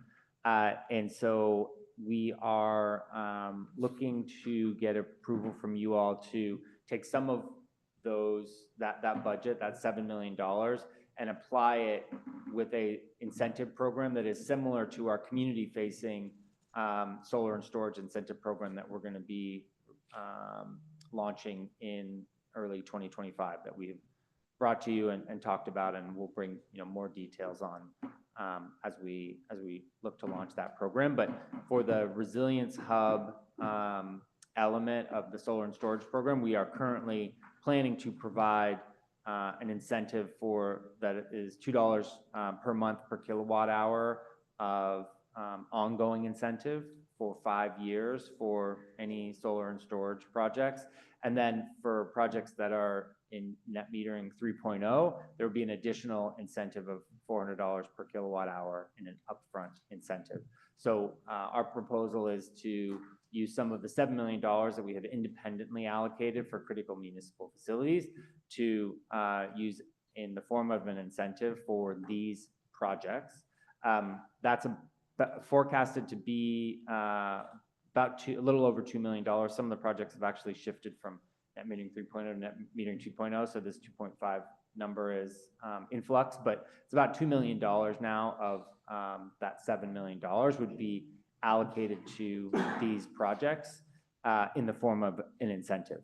And we'd be looking to pass on those ongoing payments in the form of a bill credit, or we are also looking at a mechanism to take these incentives and use them as a prepay against the PPA, because that leverages the savings pretty significantly to the tune of to increase the savings to our cities. And as Howard says, we're really looking to pass on the savings of this work to our cities. So that is a second part of our resolution, is to get the authorization to use some of that allocated budget in the form of incentives for these projects. That would still leave additional funding within that budget for future rounds of this program, should we bring that to you for approval for other facilities and other cities to participate in future rounds. Next 2 slides ahead, please. So just briefly on the RFO process. So we did go out to public RFO request for offers. We initially did this in July of 2022. And that was with 4 cities, the first 4 cities that had wanted to participate in this program. got approval from the board to negotiate and execute an agreement with SunWealth, a different asset owner. We were unable to successfully negotiate the power purchase agreement with SunWealth, so we ended up going back to market with a new RFO. And because we had been reaching out to all of our participating cities to gauge more interest from other cities, we were able to then bring more cities into that second RFO, which is how we got from 4 to 8. 2 of those cities have since withdrawn, so that's why we have 6 cities that are now participating, and that we are working to close this agreement for. Next slide, please. So the 2 counterparties are on the next 2 slides. So Greenbridge is a North Carolina-based commercial and utility scale renewable energy financing developer. They have over $1 billion in projects to date, with another $250 million in development, with leadership that has a long history of financing renewable energy assets, coming from GE Capital. So they are the long-term asset owner who we are going to be contracting with, and then they are responsible for bringing in the engineering, procurement, construction, and O&M providers who will construct it and operate these assets. Next slide, please. So then EPC who's been selected by Greenbridge is Gridscape. They are headquartered in Fremont. They're currently operating multiple municipal resilience facilities, including in Fremont. And they are also going to be kind of operating the assets for grid savings, for bill savings for our cities. And they are the ones who are going to be going out and bringing in the union labor to actually construct these projects. Let's see, next 2 slides. So next steps. So we are now at our November board meeting, working to get your authorization to negotiate and execute the PPA. We will also then work to get the developer PPA signed in early December and execute the PPA with all our participating cities by end of December, early January. We're working towards a timeline in early January of ordering some critical long lead time equipment, which is an important milestone for confirming that we can get these projects COD'd, achieving commercial operation on these facilities by April of 2026. So we have received approval so far from Berkeley, Hayward, and Oakland. We've got other city council meetings coming up in Fremont, Livermore, and San Leandro. We're working with staff across agencies to make this process as smooth as possible. So we have a couple other slides at the end that for your reference, a risk register and otherwise, but I will end the presentation here. One last comment I just wanted to make is this is a program that's been many years in the making. When we launched it very, very early in our agency's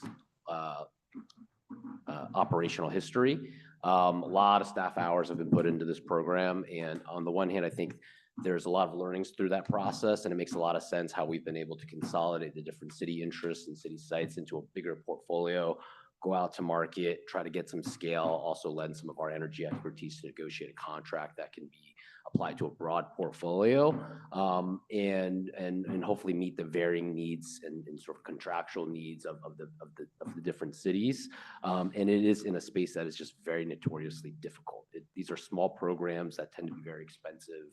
All these city facilities have very different design elements and needs. It's a mix of rooftop and carports and even a wastewater treatment plant. Like, these are pretty unique builds. So I think I just want to say that as big kudos to the staff for working through this process. And there is still a lot to get done in terms of getting these projects online, but this is a really critical step we've gotten to get commercial agreements to a stage that we're comfortable with. Excellent. Thank you very much for the presentation.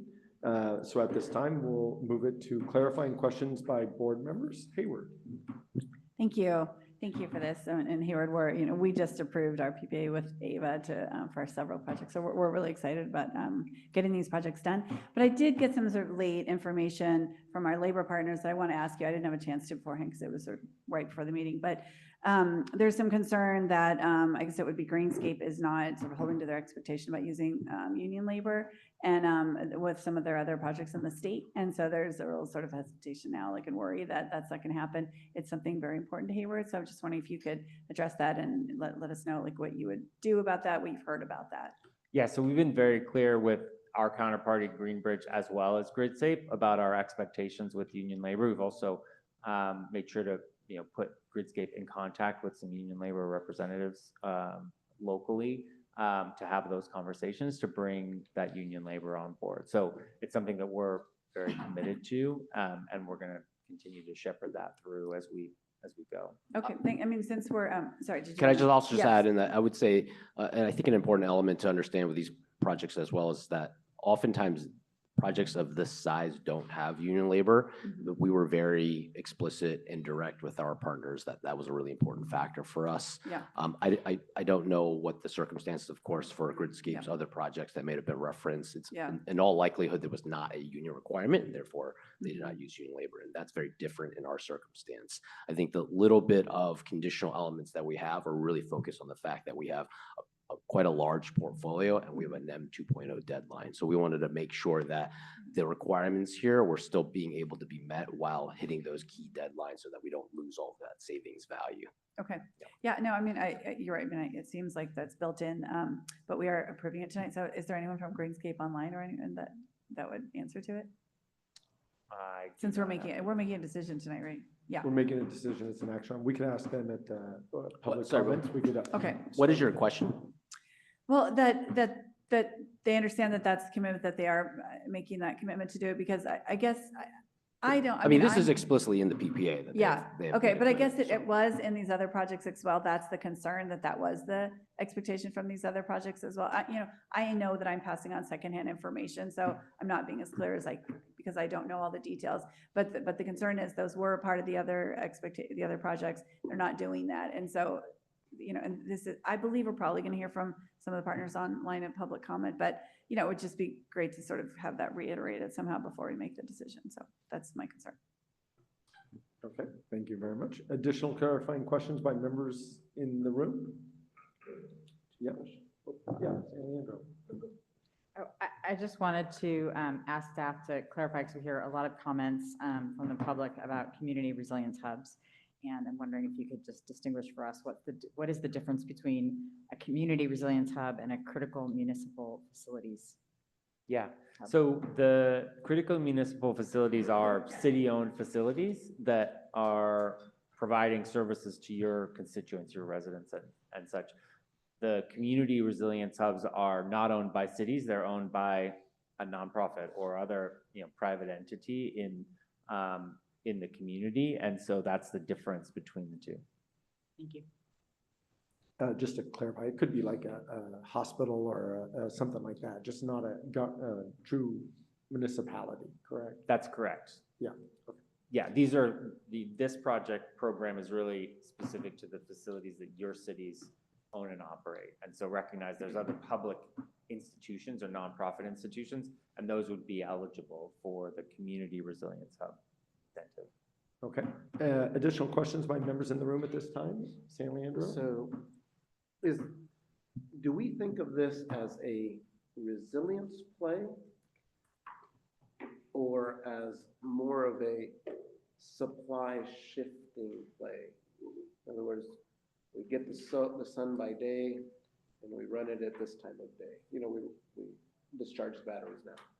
Yeah, so it's really both. And there are, we can't have batteries be the end all magical solution to everything, right? But there is a ranking, kind of a stack ranking of how we look to dispatch these batteries. So one is we're always leaving a 20% reserve margin in the battery so that there's energy there in case the grid goes out at night.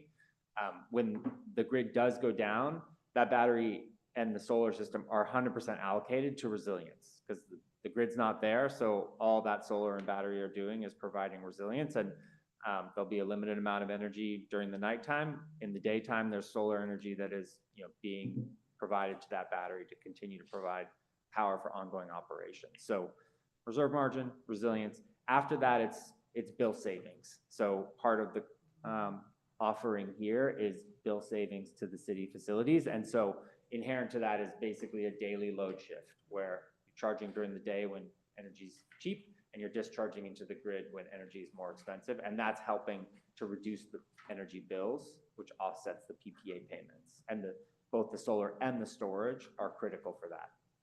And then the second question, and sorry that I wasn't in finance, that's where it really should have been asked. The subsidy, the incentive, not really understanding the terminology. So if you could explain, because when I think of a kilowatt hour, I think of something that's relatively cheap. So when I see numbers like $2 per kilowatt hour versus per month kilowatt hour, help me think. So yeah, the incentive is based on the size of the battery. So you might have a 20 kilowatt hour battery, a 60 or 200 kilowatt hour battery on the site. And so the monthly payment is based on the size of the battery. And so that's where that dollar amount comes from. Perfect. Thank you. That's my questions. Okay, Berkeley, please. Thank you so much. First on the, back to the union requirement question, would that be to look at what backstop exists? Is this section 9.3 around subcontractors that addresses prevailing wage and union requirements? Yes. Okay. And then my other question is, like, I asked you maybe a similar question in Berkeley, and I'm glad we approved it in Berkeley. To what an extent has staff, I guess, forecasted for potential delays or other hangups induced by, various factors? And I think more broadly, how is this possible? This is exciting. How is it possible given Rule 21 of the CPUC?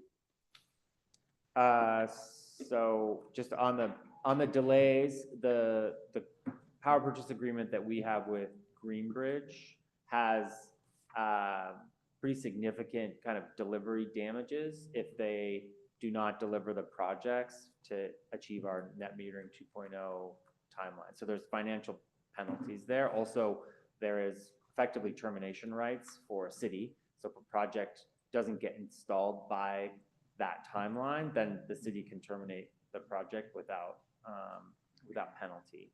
And so those are two very significant financial mechanisms that we've built in, because you can imagine a project's built and it's 60 days late, then there's a bunch of assets that have been built, but no ongoing stream of payments to recover for the capital invested. So that's how we are kind of mitigating against that from a contractual perspective.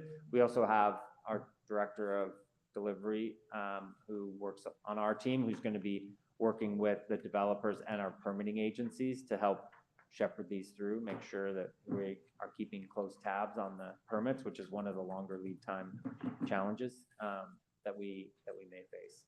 As far as Rule 21, these are not Rule 21 projects, they're net metering projects. So we have a standard interconnection application, net metering application that is approved for these solar and storage projects. And so, that's the standard interconnection application that goes with a net metering system. Okay, so maybe you can just help me understand, as I'm just going right to the CPUC text. Rule 21 governs CPUC jurisdictional interconnections, including the internet connection of all net energy metering facilities. So what is the distinction between this that allows it to get around that? And by the way, I'm very excited that this is happening given how challenging it has been to get microgrids approved. Yeah, so what I can say is we have approved net metering and interconnection applications for each of these sites that for the solar and storage that has been approved by PG&E. And so that's, I can provide you some more information with a little bit more detail from my team around the Rural 21 specifics there. But I know that we have the approved interconnection applications already. We just, to clarify, we just have to deliver them in the timeline, otherwise we lose them, correct? That's right. Yeah. Any additional questions by members in the room? That's okay. Thank you, Chair.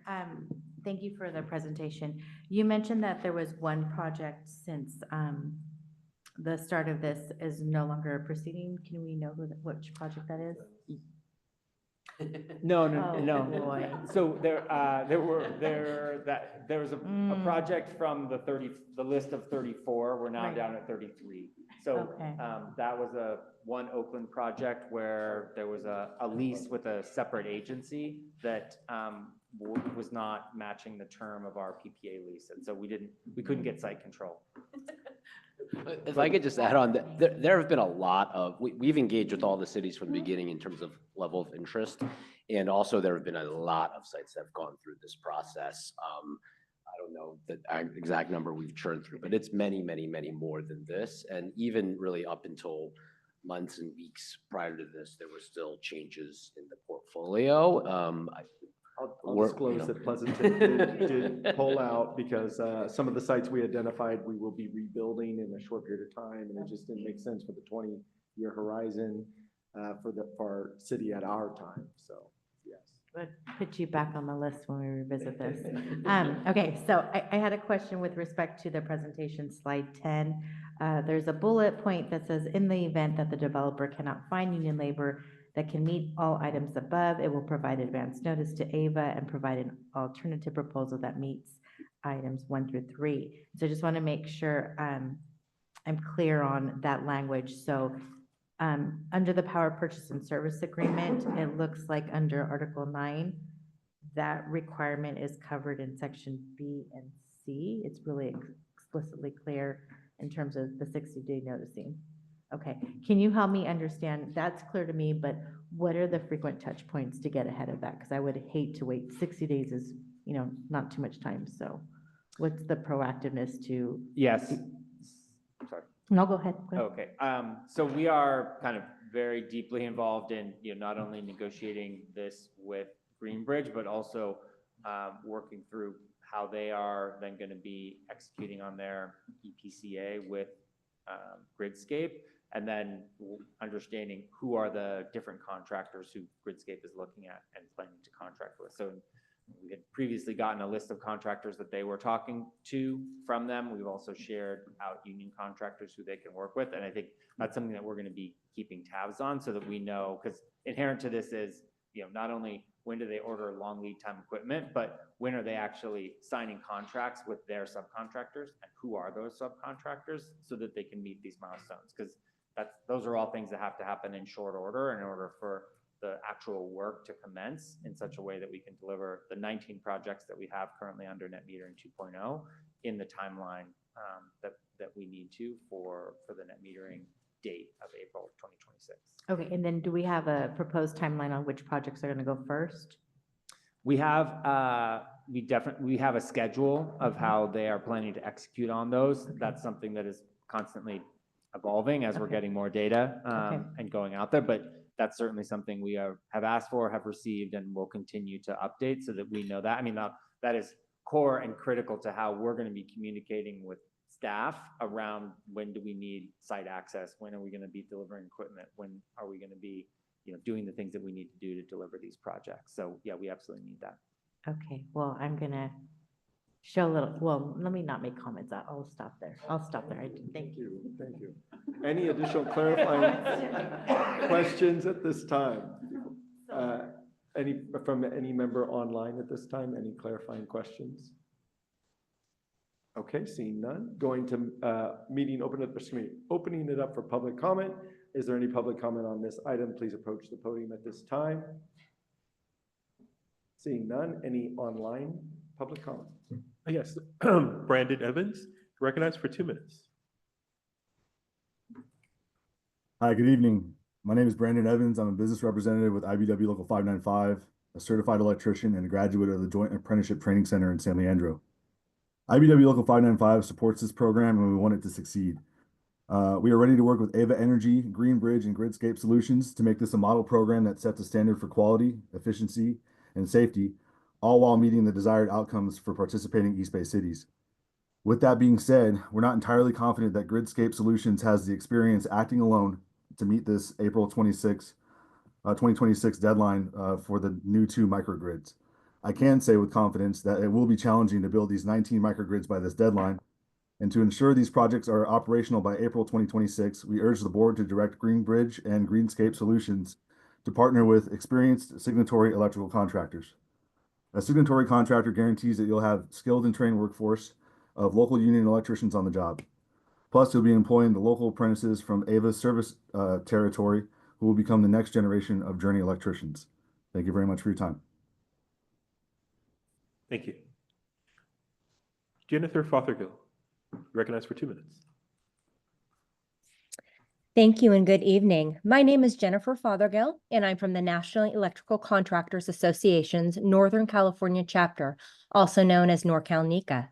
NorCal-NECA represents more than 100 local signatory electrical contractors in Alameda County who provide jobs to thousands of local workers, including hundreds of apprentices who, as we know, will be an integral part of the future workforce in our communities. Our contractors partner with the local electricians union, guaranteeing their workforce is skilled, trained, and certified. NorCal-NECA's well-versed contractors have the knowledge and ability to not only ensure the initial 19 NEM 2.0 projects slated for Berkeley, Fremont, Hayward, Livermore, Oakland, and San Leandro are completed and operational by the April 2026 date, but also have the experience and expertise that lend to mitigating potential failure risks. Our contractors are ready to partner and complete these projects efficiently, safely, and to the highest of standards. With that said, we are in strong support of the Critical Municipal Facilities Program and urge the board to approve both resolutions tonight. On behalf of NorCal-NECA's electrical signatory contractors, we are looking forward to having the opportunity to partner with Ava Community Energy, Greenbridge, and Gridscape Solutions on the success of this ever-important, much-needed, long-awaited, multi-city resilient facilities program. Thank you for your time tonight. Thank you. There are no further hands raised. Okay, I will close the public comment and bring it back to the board for any additional questions, comments, and going from there. Any comments? Hayward, yes. Thank you. So I appreciate the discussion. I mean, and I thank you to my colleagues for sort of pointing out the right, provisions that will ensure that they are going to be working with local labor, and it sounds like their strategy is in place. Thank you for, your comments about like looking further, making sure we're watching along the way. So I don't want to get in the way of this going forward. I mean, I certainly want this to happen. I mean, Hayward's really interested in it. So, yeah, I mean, with the precautions in place and what's already in the contract, I think I'd be comfortable moving forward. Thank you. Okay. Sorry, Berkeley and then San Leandro. Yeah, if appropriate, I'm ready to make a motion. Or if we're at that time. We're at that time. Our supervisor. Can I interject?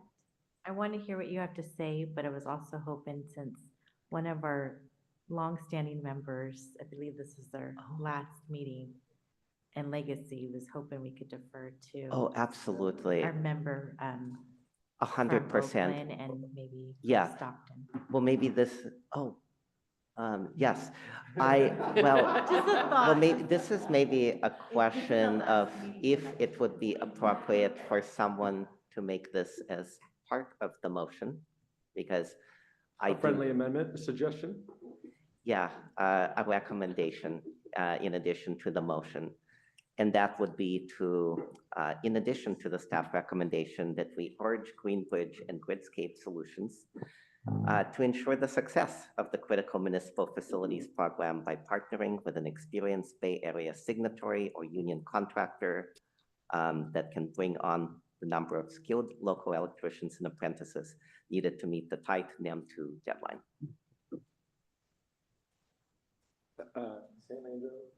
Okay. Member Kalb, did you? I'm happy to move this very exciting item forward. With the friendly amendment by Berkeley or not? I'm fine with the amendment, sure. Okay. Member Wright. Okay. Any additional comments by any members online or in the room before we go to a roll call vote? Can I just clarify that friendly amendment, just so I want to make sure that there were no complications that brings to our execution process. I don't think there are, but I just want to make sure I heard the wording. If I may, maybe, Chair's prerogative, it's the intent of the AVA board, if the vote passes, that it is using union labor, or that the language is strong enough that it is using union labor, right? And so one of the things that I've picked up is you've provided a timeline in here that if they don't meet, but I'm actually worried that we care about the project completing more so than the labor force that doesn't. And so we are trying to say they are equal. They are not, maybe not? I think we need to have some discussion. If that's, because what I heard is I heard the word encourage. Yes. That's different than require. Okay. And it's different than equal weighting to. I appreciate the clarification. Because we have the, sorry to extend this, Okay. but we have NEM 2.0 metering deadlines. And so the deadlines are paramount. Yeah, because true. the savings to make this economically viable are tied to these deadlines. And so I don't want to play games. No, with this, I but appreciate the that's clarification. Super critical to the economic viability. Okay, so we'll just kind of recycle back. So that's the intent. It's a strong recommendation. Member Calvis, since you made the motion, is that your intent with the motion? And Member Wright, are you comfortable with that? Okay. And staff? I am comfortable with that, understanding that there is the contract language as we've laid out sort of help to stipulate the prioritization, and because there is a cliff date that's different. So. Thank you. I appreciate the clarification. Okay, so are all the members clear on the motion and on the consideration? All right, roll call vote, please. Great, thank you. Alameda County. Aye. Berkeley. Aye. Dublin. Yes. Emeryville. Aye. Fremont. Aye. Hayward. Aye. Lathrop. Livermore. Aye. Newark. Aye. Oakland. Aye. Piedmont. Aye. San Leandro. Aye. Stockton. Yes. Tracy. Tracy. Come back to Tracy. Union City. Aye. Albany. Pleasanton. Oh, Aye. Albany. Yes. Thank you. And Pleasanton. Aye. Anyway, see Motion is Tracy's approved. return. At Tracy. Tracy. Okay, we'll call it Okay. there. Great, thank you. And motion passes? Motion is affirmed. Okay, great. Thank you very much, everyone, and thank you for the clarification, Ms. Sandlander. I appreciate it. All right, with that, we are going to take a short 5-minute break, get the blood flowing. We have completed item 16. We have 3 more items in approximately an hour and a half of the room. So we will try to move expeditiously. So if we could just be 5 minutes and we'll come back. Thank you, everyone.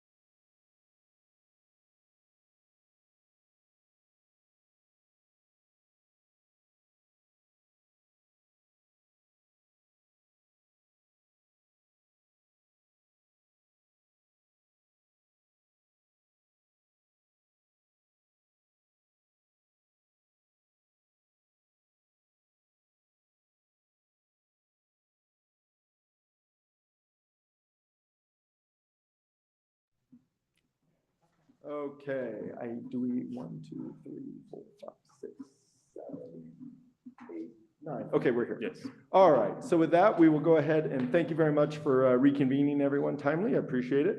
We're going to go ahead and move to item number 17. We've got the room at approximately another hour and a half, but we'd like to obviously move through these 3 items expeditiously. So with that, this is an informational item, and staff, take it away. Welcome. Let me just say one thing just to kick this off, because the next 3 items are all somewhat interrelated. So I just want to call that out. We're going to go through the financial audit results. Jason will speak to that a little bit, as well as our auditor. And then then we'll talk about budget surplus, because that once you finish the audit, then you can talk about the numbers and the resulting surplus. And then after that, we have item 19, which is an action item, which is here's the facts about the surplus, and this is the allocation in terms of the on-bill credits. That is an item that we needed to bring back to the board. So we'll try to move quickly through those because we do want to get through them all. Thank you for the clarification. And yeah, welcome, Jason. Thank you. Thank you, everyone. I'll try to be brief. So each year, AVA conducts an audit of its financial statements for each fiscal year. The annual audit is conducted by an independent external CPA. I'm sorry, we can't hear you online. Could you speak up, please? Thank you. Is that on, or this one we're just? Yeah, why don't you just sit at the. move over there. Thank you, Member Cox, for letting us know. Thank you. Is this better? Yes, much better. Thank you. Great, thank you. So as I was saying, each year AVA conducts an audit of its financial statements at the end of the fiscal year. This audit is conducted by an independent external CPA and the team. In June of 24 this year, we completed a competitive RFP process and selected Seti and Brinker, thank you, as the auditor's authority.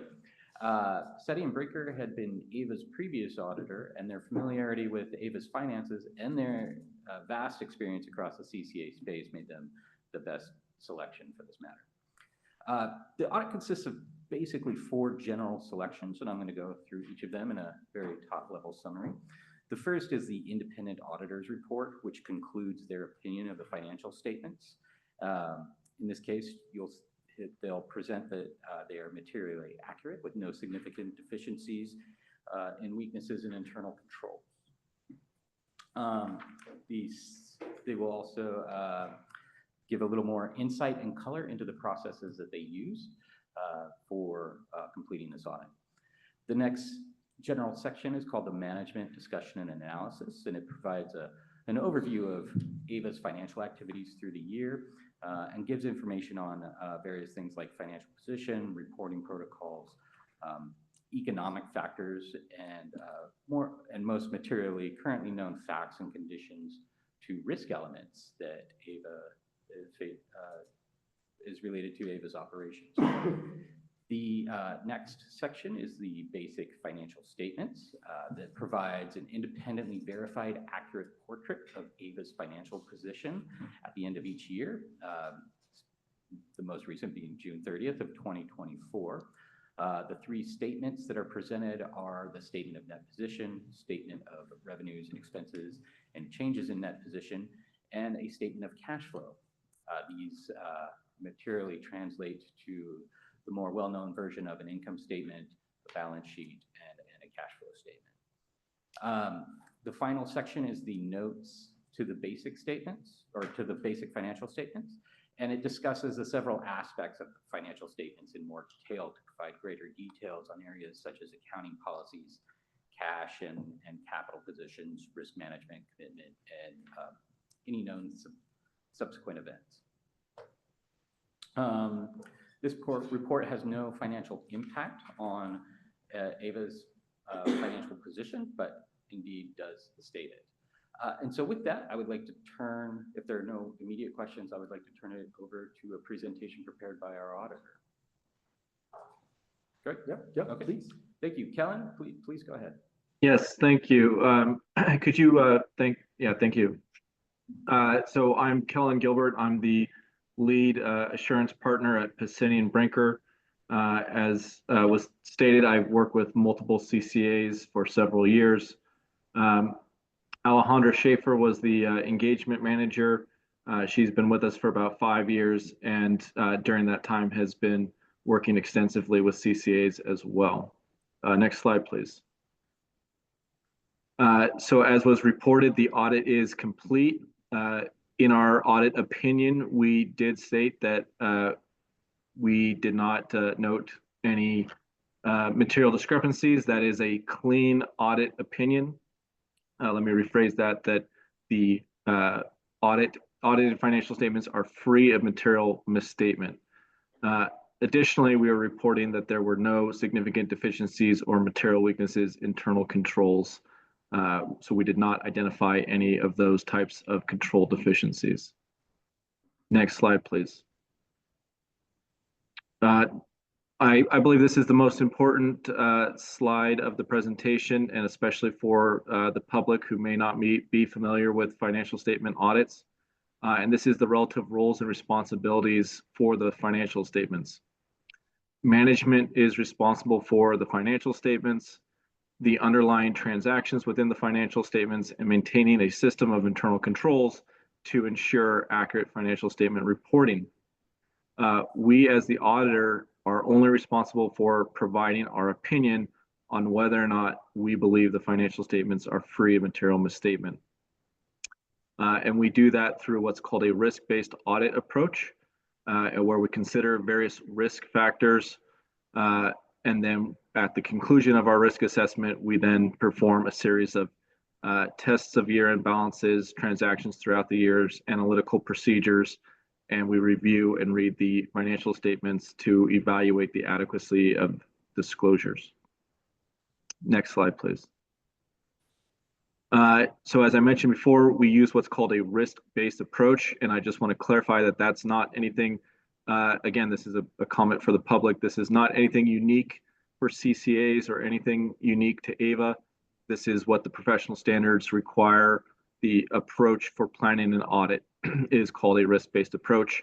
That's where we gain an understanding of the entity's characteristics, procedures, practices, compare those to our knowledge of similar entities, the industry professional guidances, and we review those system of internal controls over significant transaction cycles to help us plan an efficient audit to where we are really focusing on those areas that we feel are most needing our attention and spending less time in the less risky areas of the financial statements. So that's overall what we call a risk-based audit approach.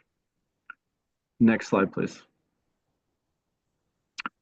So this is just some of the significant areas of where we focus our attention: revenue recognition and accounts receivable and accrued revenue. Revenue is always considered a significant risk for any audit.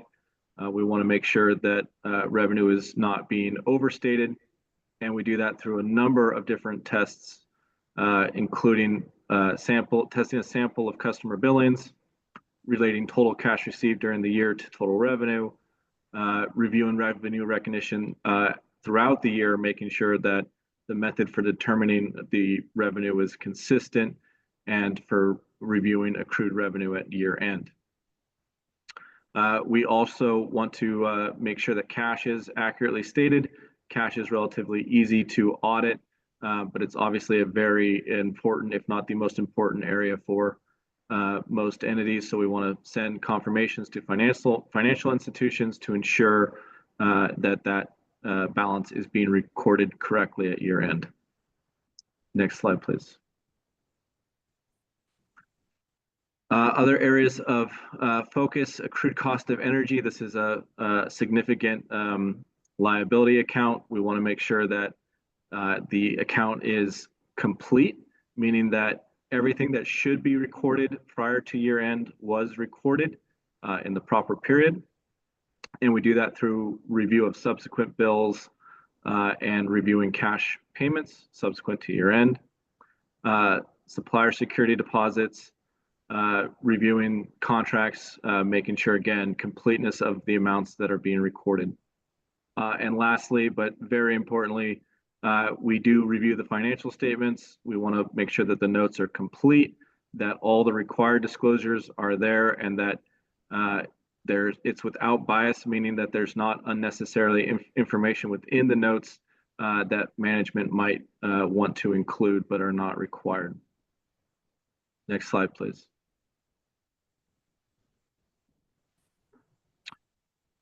So these are what's called required communications to those charged with governance, which is this body. We want to make sure that we let you know that there were no new material accounting policies adopted by AVA. We didn't identify any significant or unusual transactions where lack of authoritative guidance might exist, meaning a transaction that we didn't know how to account for. And we did not propose any material adjustments to the financial statements. So again, nothing to be alarmed here. These are just required communications. And again, noting that we did not have any of these type of issues. Next slide, please. Again, continued from the previous slide, there were no disagreements with management concerning the scope of the audit, which is another way of saying that management gave us access to all the documents that we requested, and we did not encounter any difficulties dealing with management. And I'd actually like to thank management and the team of AVA for all of their help with a timely and efficient audit. I think that's the last slide.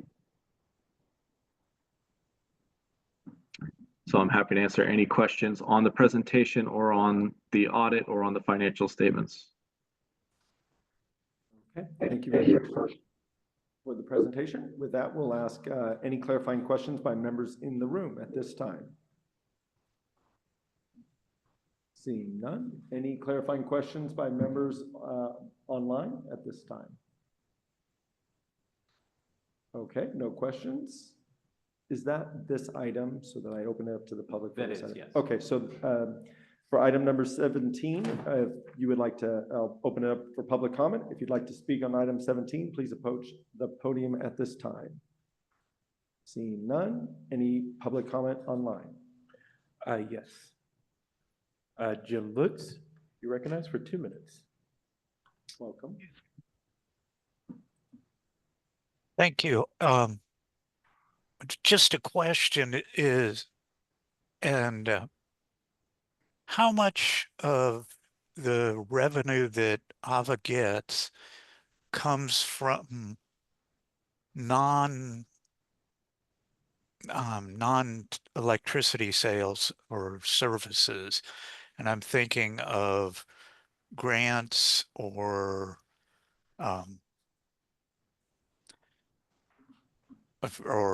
projects funded by the Energy Commission or maybe DOE, I don't know. But are there other sources of funding other than the sale of electricity? And are those looked at? What fraction of AVA's finances are those revenues? And that's just a question. Sure, I can answer that if that's okay. You can see the breakdown of revenues on page 11 of the audited financial statements. Outside of the electricity sales, there's a small amount for grant revenue of about 1.44 million. So we do look at other revenues other than just the electricity sales. There's a smaller balance of other operating miscellaneous revenues of about 445,000. And the biggest non-electricity revenue source is investment income down in the non-operating section, and that's about 13 million. And we do look at that balance as well. If hopefully that's answering the gentleman's question. Okay, thank you very much. Any additional public comment online? There are no hands raised. Oh, yes. Jesse Gutierrez, recognized for 2 minutes. Welcome. Hi, yes, my name is Jesse Gutierrez and I represent the local Clean Energy Alliance. I wanted to highlight the need for AVA Community Energy to allocate a significant portion of the 2023 to 2024 budget surplus towards a Community Resilience Hub program. Additional funding would go further than what has been outlined in the current budget surplus description. The local Clean Energy Alliance has long advocated for AVA Community Energy to allocate funding beyond general solar and storage programs to critical community resilience hubs in its budget or fiscal year surplus. A community resilience hub program will establish essential energy resilience services to their communities, including but not limited to food refrigeration, cooling, heating centers, air filtration, and portable solar battery access during power outages and climate disasters. Ava Community Energy can pioneer the next step in vital services to protect their most vulnerable community members while fostering better community cohesion. A more significant financial allocation to a community resilience hub program can more comprehensively serve their communities during climate or energy disasters and better help them thrive daily. We ask the following from Ava: commit additional funds from the 2023 to 2024 budget surplus towards a community resilience hub program. Secure that programming is accessible to trusted community spaces in environmental justice and frontline communities. We also ask, thirdly, integrate existing Ava community energy offerings such as e-bikes, induction cooktops, and other services into any community resilience hub program. As climate change worsens and a new federal administration is uncertain, there will be an increased need for localized energy services and investments in day-to-day resilience. We ask Ava Community Energy to invest in creative, holistic. Thank you. There are no further hands raised at this time. Okay, we will close the public comment for item number 17 and bring it back to the board for any further comments, questions, or deliberations. Any comments, questions, or deliberations by board members in the room? Any comments by board members online?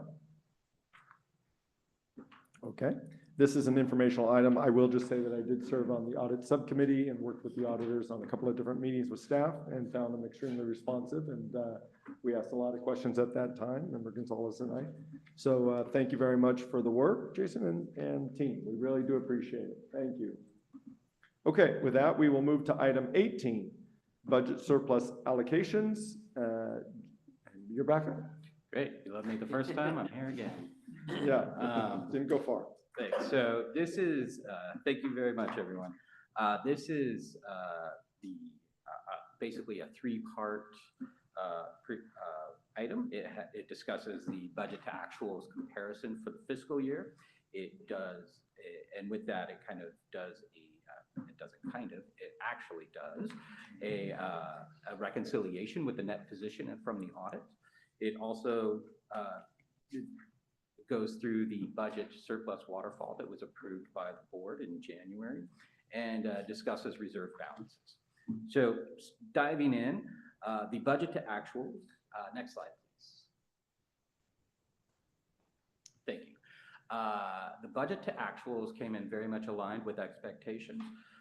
The net revenue was slightly under by 2%, and overall operating expenditures were slightly higher by about 1.6%. Other sources and uses, the investment income, the grants, the interest, and other items that we were talking about earlier had a larger variance due to higher interest rates through the year and damages collected from undelivered contracts from counterparties.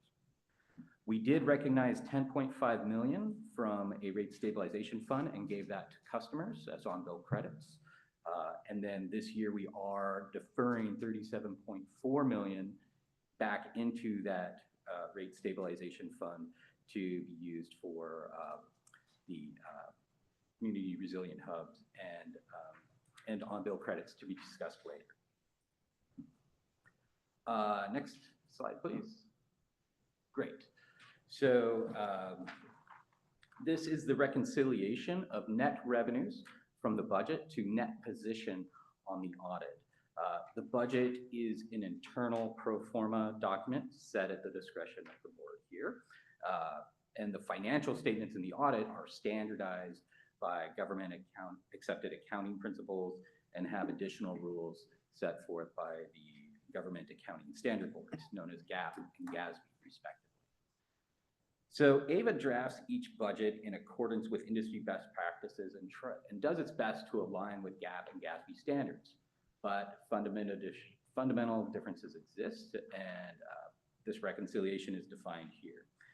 The table shows basically starting from the audited net position with GAAP deferrals, or GASB deferrals, and it goes through each line item that appears on the budget that does not necessarily translate to GAAP or GASB standards.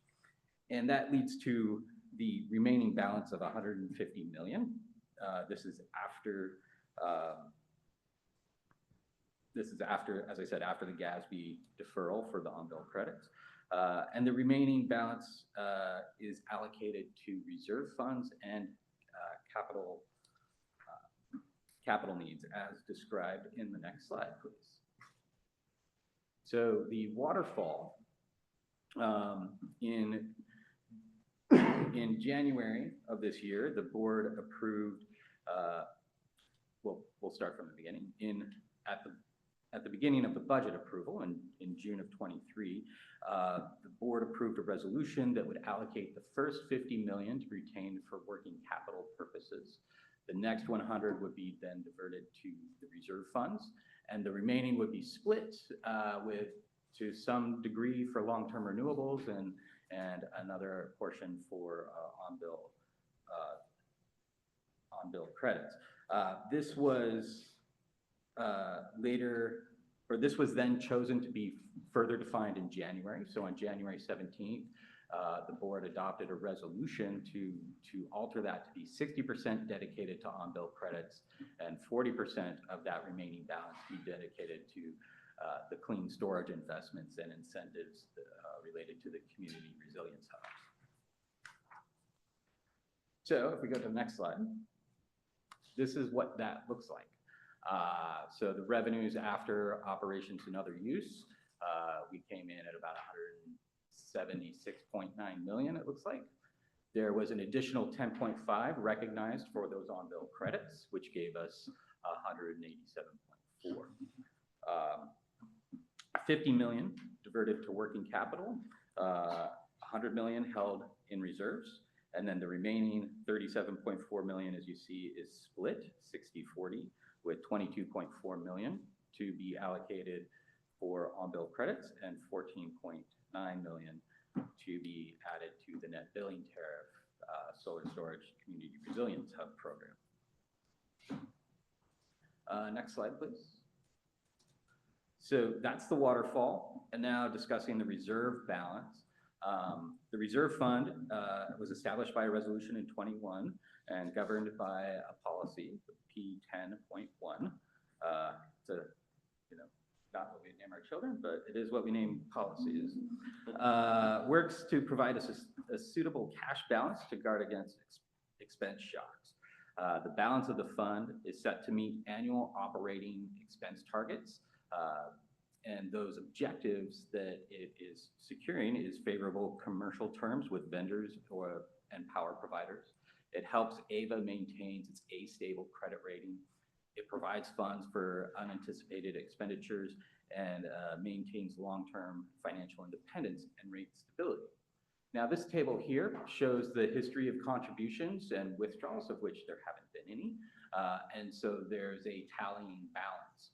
Now, to refresh everyone's memory, the resolution adopted and the policy has a range in which we target our reserve balance to be somewhere between 25% to 75% of the annual operating funds for the year. This operating fund here at the bottom, this 810,350, is the current fiscal year, and that 330,800 balance is what we're holding in relation to cover that $810 million, which is about 40.8%. So as you can see, we are within our range, but in general, the target that we are shooting for is the 50% operating expense coverage. Next slide, I think that's it, actually. Yeah, here we go. So hopefully that was clear as crystal, and I'm open to questions. All right, thank you very much for the presentation. I do remember the conversations related to that. So with that, we'll ask, is there any clarifying questions by members in the room at this time related to the budget surplus allocations. Yes, Hayward. Thank you. Thank you for the presentation. Always hard to get your head around all the numbers, but I appreciate it. Just on the previous colleague's question about resilience hubs, and so the net billing tariff program, that would be where if people applied for grants for resilience hubs, or when we have our future discussion about this, is that where that money would come from? Yeah, I'll just say that close to $15 million is broadly for the solar storage incentive program. A portion of that is specific to community resilience hubs, and a portion of that is for broader residential solar storage incentives. So Okay. it is aggregate of both of them. Okay, and I mean, I know this is like side topic, but I think we did talk about maybe in the future having kind of a definition workshop of what resilience hubs are, so that, because just hearing sort of the program, like wanting them to go to programs, like, is there a program? Can we just, can we grant to the program, like what that is? So hoping that will come in the future so that we can understand where that. Yep, tonight on the consent agenda, we had grant approval for a technical assistance consultant, and then we're also in process on an RFP awardee for the sort of project manager to help do case study definitions, workshops, and such. So yeah, so that is to come in the future. Thank you. Thank you. Very good question. Additional questions by members in the room related to item 18 at this time? Seeing none. Any questions by any members online related to item 18 at this time? All right, I'll open it up for public comment. If you would like to speak on item 18, please approach the podium at this time. I know there's no, I still have to ask. Anyone online at this time for item 18? There are no hands raised at this time. All right, we'll close the public comment, bring it back to the members for any further comments. It's an informational item, so no action taken. Any additional comments? Yeah, Berkeley. I just wanted to support Director Welch's request. It would be helpful for me to see a breakdown of that residual 40% between resilience hubs and other solar plus storage allocations. The 40% here, though, maybe I just clarify, this is just for our reserves for our entity overall. The 14 million, I think, is what he's. Yes, that 14 million is equal to 40% of that sort of last tier of that waterfall. So I think we're speaking the same thing, and that is our intention to bring something forward in the future, sort of really define the specifics of that incentive breakdown and how we're going to size it and everything like that. So that is to come. And I think we had the significant conversation at the recent budget process related to all of this. Yeah, I mean, this is obviously, there's a gap in time between when this was actually approved, which was over a year ago, and then we actually had a subsequent, as Jason noted, in the mid-year, we had a subsequent dialogue on how to allocate that surplus waterfall, and so now we're finally, final results audited, and this is where those funds actually get transferred over to the various buckets. Okay. Any additional questions or comments by any other member before we close this item? Seeing none, the lateness of the hour is working in my favor with you. I've had a few cups of coffee. Okay, item number 19, bill credits, the action item. So this will be taking a roll call vote at the end of it. And we have a presentation by Kelly. Welcome. You've been waiting for the whole meeting. Hi, my name's not Jason. Hi, I'm Kelly Brezvik, Senior Director of Account Services. I'm happy to see you all at this lovely hour. So Jason, thanks for teeing up this conversation about how we'll allocate those customer credits that we were discussing. So next slide, please. All right, so this is a recap. Remember Jason just talked about this, so I'm not going to do anything with the first part of this, but really what I'm looking for here today is feedback and your resolution on the proposed fiscal year 23-24 bill credits. So this is from the surplus revenue. We have roughly $22 million available for this on bill credits. Next slide, please. Thanks. So let's just look back at the previous years when we also provided on bill credits. In fiscal year 22-23, that budget included a $50 CARE credit. CARE is our low income, is the low income program. That was a $50 credit that was provided in August 2022. That was independent of a surplus. That was just part of the FY 22-23 budget. And then once we were able to calculate the surplus, we divided that up between residential and commercial customers based on the total amount of load that both of those populations use. So that's roughly a 60-40 split, with the 40% of the available credit that was available. Residential customers received $7.27 each. Commercial credits, because their load varies so much from a small to a large commercial customer, they were provided with 2/100ths of a penny per kilowatt hour. I have some context for that on the next slide. And then for fiscal year 23-24, the current budget, that budget included, again, a $50 CARE customer credit that was allocated, that was provided a year ago. And what we're here today to discuss is the residential and commercial credits that are based on that current budget. I'll note here that the FY 24-25 budget did not include a special carve out for a CARE credit this fall. So what we're doing with the credits today is providing a credit to our CARE customers, and that specifically is highlighted in the resolution from January, as well as credits to residential and commercial customers. So we can go on to the next slide. So here's a eye chart. I'm glad I have my glasses on because it looks really small from here. But the on-bill credits, so the green column all the way on the left there, that shows what was provided back in 2023. Thank you very much to Director Anderson for recommending we add that. And here, as noted, also we have the some more information about what the non-residential credit, what that ends up looking like on a small, medium, and large commercial customer's bill. Now, without walking through all of these due to the late hour, I will point out to you that options 1, 2, and 3 all use the same methodology.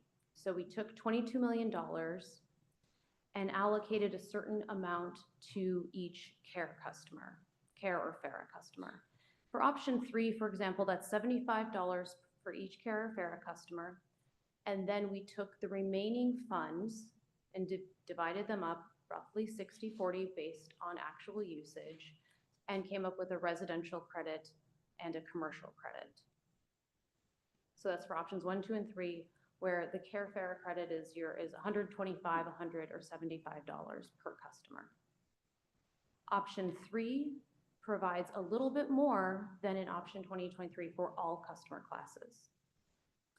Options 4 and 5, for these options, option 4 is a $50 CARE credit, plus they receive the residential credit. So they would receive a total of $62.28 because they receive $50 as a CARE credit and an additional $12.28 as a residential customer. And option 5 is similar with a $40 CARE credit. I'll give you a minute to look at this because there's a lot of information there. I don't think we have enough options. You're never supposed to give options. Let's go to the next slide and I'll tell you what I recommend, what we recommend. Staff recommends option 3, which is highlighted here, circled here in blue. CARE FARA credit of $75, residential credit of $11.68. That's not quite double what customers received last year. And then non-residential customers receive 2.6 of a penny per kilowatt hour. For an average, sort of medium commercial customer, that's about $500. So this is a one-time bill credit of roughly $12 to $500, depending on where you are in the scale. So that's where we are. And let's go to the next slide and let's just take a look a little bit more at what this means for our CARE customers. And I'll actually pause here because earlier this year, after providing that $50 CARE credit now 2 years in a row, we surveyed CARE customers and received about 700 responses and asked, hey, how would you like to receive this credit, right? We think that this one-time $50 makes a real difference. And yes, it does make a real difference. Customers were overwhelmingly positive about it. They also said they wanted it as a one-time credit, not spread out. That was something else we considered was, well, should we do this $10 a month? No, $50 all at once was most appreciated. And they also pointed out that the winter months, when most residential bills in our territory are the highest, they said that's the best time to do it. So we are sticking with that methodology here in providing sort of that lump sum to our care and to all of our customers based on that feedback from our Care and Farrah customers.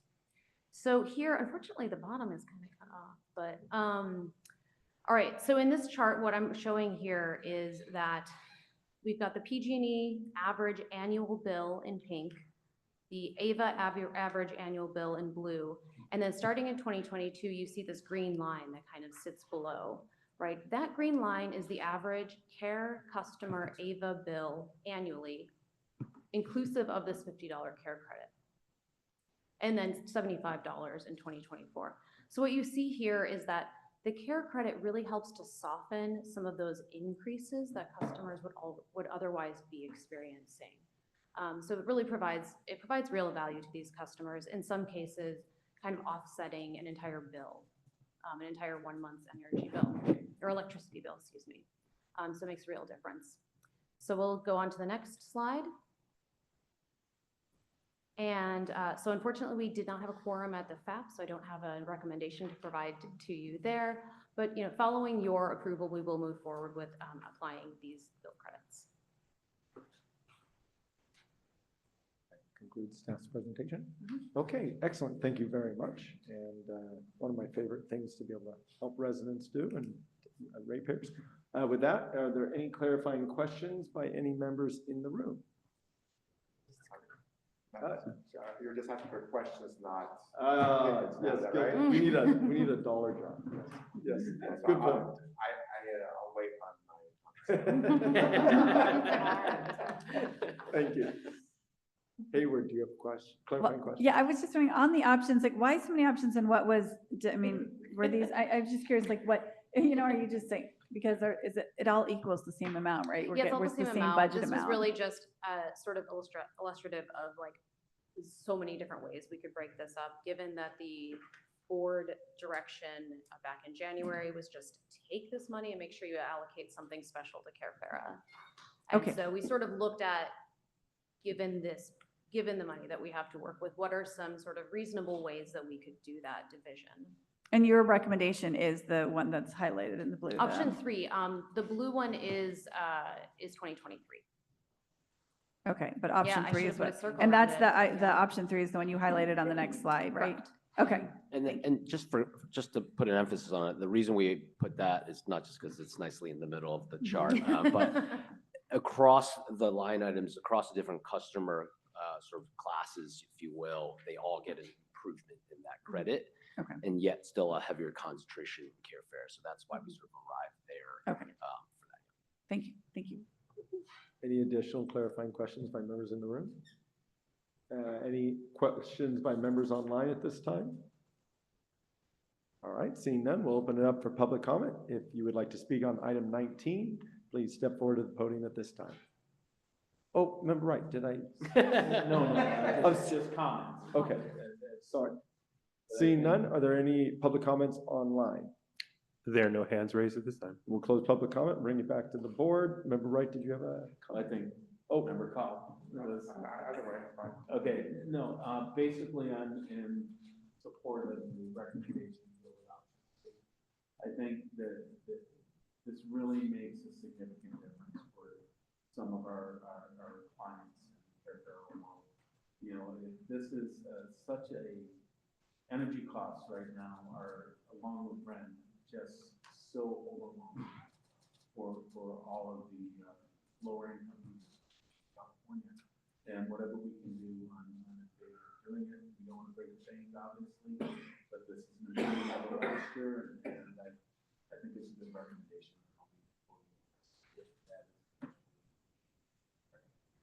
Is that your motion? That would be a motion. Excellent. Option 3. Member Cowell. We're giving them 2 minutes. Thank you. So have a comment or question. Right now, I'm leaning towards option 2. And even 1, if I had to pick a second choice, 1, I'd pick 1 over 3. That's where I am right now. And that's because I think the Care and Fair customers are the ones who really are the most in need. And maybe the second biggest need are people who are small businesses.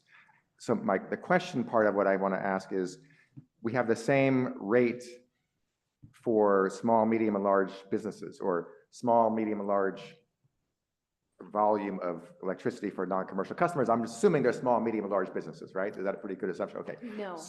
They're not small, medium, large Oh, businesses. sorry, The non-residential, because small, you can medium, have a large, are not you can equivalent have to a business. large business, your city, for example, City of Oakland, very large, right? Large municipal load. You have both A1 and you have B1 and B19 rate classes within, so that's like kind of a per meter. Okay, so the non-residential category is not just private commercial businesses, but it's also Right. municipal accounts. Oh, yes. Okay, Yes. all right. I don't have I want all the money I can get for Oakland, but Lisa's intentions are clear.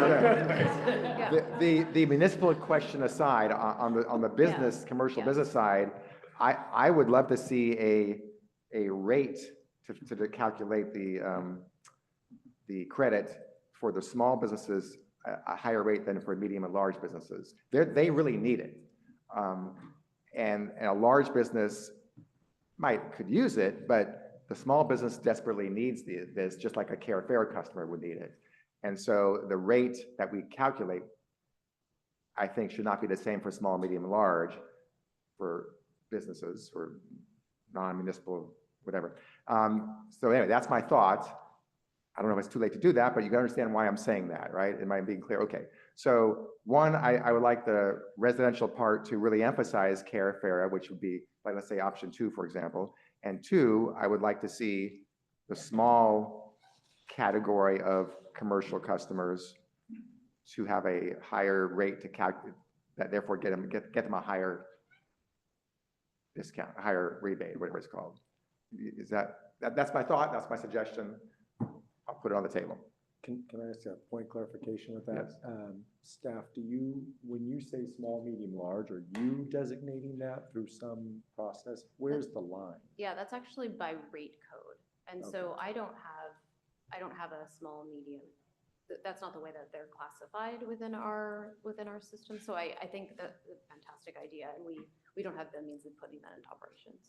Kelly, can I just Yeah, add jump one in. comment? So it's based on the size of the load at that meter, but you could have 20 small B1 Meters. accounts Mm-hmm. under, B1 agreements under an account. You could have 1 B19 agreement Right. associated with an account.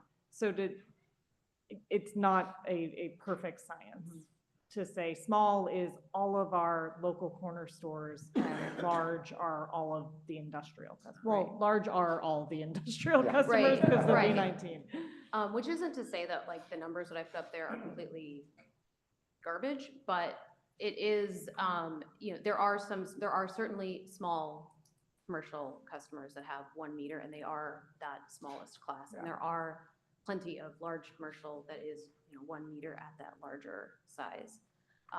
But there's also every permutation of, Sure. of other categories. I'm hearing through the chair, I'm hearing there is some correlation, but far from a strong correlation there, is what you're saying. Not one. But anyway, I think I'll just put my thought on the table and you can go from there. Okay, so we have a motion from Member Wright for option 3. Do we have a second on that? Hold on a second. Yep. Haley? I'm not seconding anything. I wanted to comment on what for your second. Okay, do I have a second for Member Wright's option 3? Second. Seconded by Livermore. Okay, so we have a motion and a second, opening up for discussion. Hayward, you're next. Thanks. No, I appreciate the comments from Dr. Culp, because it is really interesting. I mean, if you look at, if we are, to Dr. Wright's points, if we're trying to alleviate people's pain on electricity prices, then maybe the right way to go is option 1, because if you consider the smallest of this mom and pop businesses, their home accounts and their business accounts are often very similarly in line. So perhaps the alleviation at home would work, to higher than if we went with option 3, that might sort of help take care of some of that paying at home and with the small businesses. So I'm interested to hear whatever other people think. I mean, to just go with option one and give the residential customers, the Carefara customers, the highest recommended. I'd be interested to hear whatever anyone else thinks. So I'm not commenting on the motion yet. That's okay, we're on discussion, so. Yeah. San Leandro? So I've got it, after having thought of it a lot, I've got an arrow to option two. The reason I like option two is that everybody benefits relative to 2023. We can tell a positive story for everybody. When we had the initial discussion way back whenever, for me, that focus was on Carefara. And so this kind of meets both objectives of being able to tell a positive story to every single group and emphasize Carefara. And so as much as I like the concept that the staff's proposed, I'd like to see personally more emphasis on Carefara, on our most vulnerable customers, while still being able to tell that story. Everybody is better off. We're helping everybody. My thoughts. Okay. Yeah, CAC, please. Thank you. The CAC did discuss this item as one of the items they carried and had a recommendation to go towards option one, really looking to support the Carefara customers more than last year. I think that last year was $50. This would be more than double. I think option two, personally, I like, and I would almost want to make a substitute motion to do that as CAC. I would make that substitute motion if there was a second on the table. I don't think CAC has He's allowed through the chair. He's allowed to second a motion, but he can't make the motion. Okay, so let's maybe do this. Member Wright, would you accept a friendly amendment from the CAC to move to option two? Certainly. Livermore, would you accept the friendly amendment from? I think, what he was option one though, I believe. I think he said he would settle on two. Settle on two? I think two is better because everyone sees the improvement. I do like that argument. So I would accept the friendly amendment to two. And Livermore, do you accept the friendly amendment to two? You have to say it for the record. You have to say it. Yeah. Sorry. Okay, so we have a motion for option two on the table with a first and a second. Any further discussion by any members at this time? Any members online just checking before we go to roll call vote? All right, seeing none, roll call vote, please. Thank you. Alameda County. But yes. Thank you. Berkeley. Aye. Dublin. Dublin. Come back to Dublin. Emeryville. Aye. Fremont. Aye. Thank you. Hayward. Aye. Livermore. Yes. Newark. Yes. Oakland. Aye. Piedmont.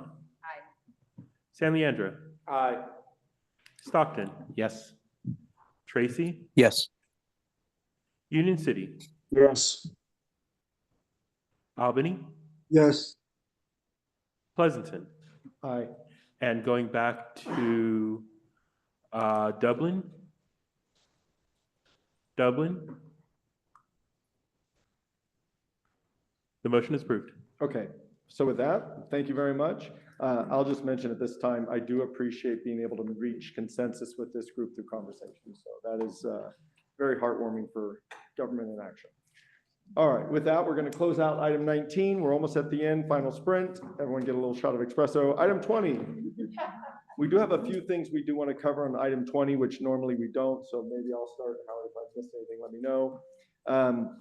A couple of things. I want to start off by saying thank you very much from my position to each and every one of you who have served on this board, the opportunity to serve on this board. I know many are leaving us. I know it's not necessarily perfectly clear who may be at this time, but if this is your last meeting, thank you very much, and happy holidays and best on any future endeavor from my heart. So thank you very much. With that, I'll start with that.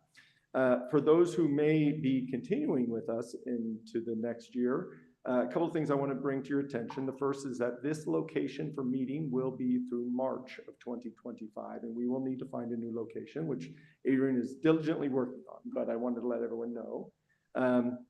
Secondly. Welch's house. Yeah. Howard's house. Secondly, we probably need to ask people to start attending the subcommittees a little bit more, a little bit better, because it's obviously, we're having an attendance problem. So please, when you're thinking about committee and commission assignments, it is the main one here, but also the subcommittee.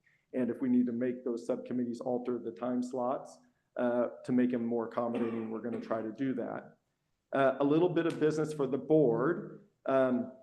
After speaking with Howard, we are trying to build a bench, a contingency as elections definitely wiped out. We possibly could lose 7 members of our 17 at this time. So we had this happen a couple of years ago, as everyone probably knows.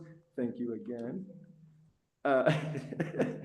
So we would like to do this. This is my plan, and just we're going to do it, and then you can change it. But for members continuing, we're asking now in November for you to possibly let myself and Adrian know interest in any potential subcommittee you'd like to serve on, any movement you would like to do for 25. If you could please voice that or provide that feedback, I guess to Howard and I probably would be the best, if you don't mind. So we keep Adrian out. And then if you're interested in the chair's role, we are very much likely losing our vice chair, member Tiedemann, and he is aware of that. And so we are concerned about that at this time. But if you are interested in the chair role, please voice that. There's been talk that it's been a 2-year position in the past, and only due to PTSD, Marquez gave it up. Contextualize that. So part one is we're asking. Ava-related PTSD, just to be clear. So for Ava members continuing, we're basically asking now so that you have the seats. We can try to move you into the seat for the role you would like to have. Then what we do plan to ask is new members seated in December, their preference to seat in January, so that we would see the vacancies available, so that then they could fill in those roles. So that way we're kind of providing continuance in step 1, and then a section in step 2. And then we'll look at appointing all for a February 1 effective date. So February 1 would be the new meetings for all. That's the plan. But with that, and kind of to try to help us, I think it would be wise that in March or April, we bring back a policy, or we have a workshop or something to discuss how this board wants to fill positions. Because right now, I learned it is chair's prerogative the entire way, but I think there should be some guidelines. I just think we would all appreciate it. So I think that we should do that and have a full and frank conversation about how we would like to fill the board, or the committees, the exec comm, all of it. So that's the bit of housekeeping I wanted to make sure I discussed. Again, existing members who think they're going to be with us, please notify us in enough time to notice for the December meeting your preference for what committee and commission, or committee or group. Did I cover it? That's it. I think so, and maybe just 2 other small related points is December and January, as we may have some board seat turnover, and before new board members are seated, we could have an attendance issue. So I just want to call that out, and hopefully everyone that is available to join can do their best to join. And then the other item is, I think the expectation is that in the January XCOM and the January board meeting, we would do chair elections. Is that correct? Yes, for February. Yes, to initiate in February. Yeah. So that is our intent, is that January would be the final ratification, but we are thinking we'll do a 2-step ratification, one for the existing members returning, and for the board chair at the end. Okay? So if you have objection to that, please let us know. Just trying to get consensus on that as well. So any other comments by any other members? Yeah. I just have a clarifying question. Is it, you would like to know about interest in, is it just the 2 subcommittees?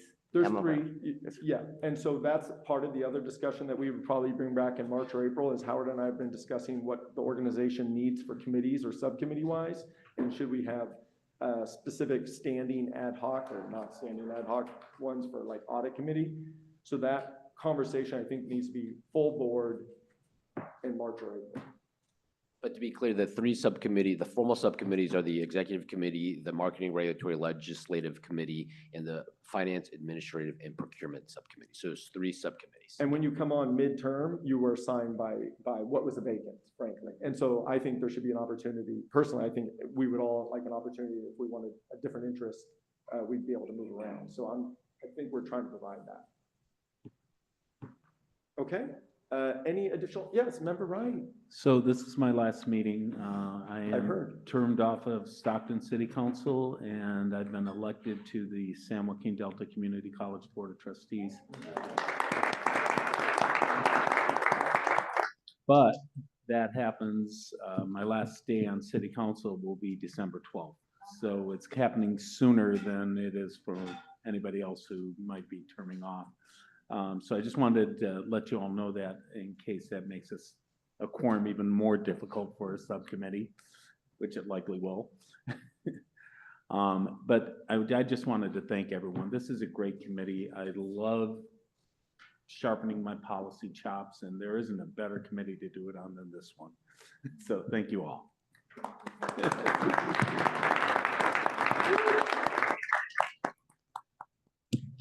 Any additional and final comments by anyone in the room or any member online?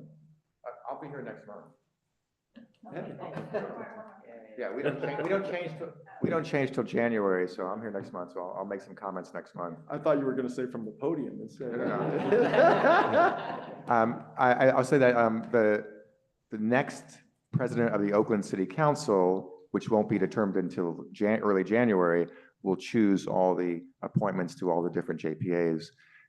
So whoever that ends up being, we'll have to urge them to make those decisions quickly. And I have no idea who that's going to be. And that is exactly why we decided to try to do it now for members that are going to roll over or have that concept that they're going to roll over, because that way we can build continuity for AVA. So that's our goal. Okay. Well, thank you very much, everyone. With that, meeting is adjourned.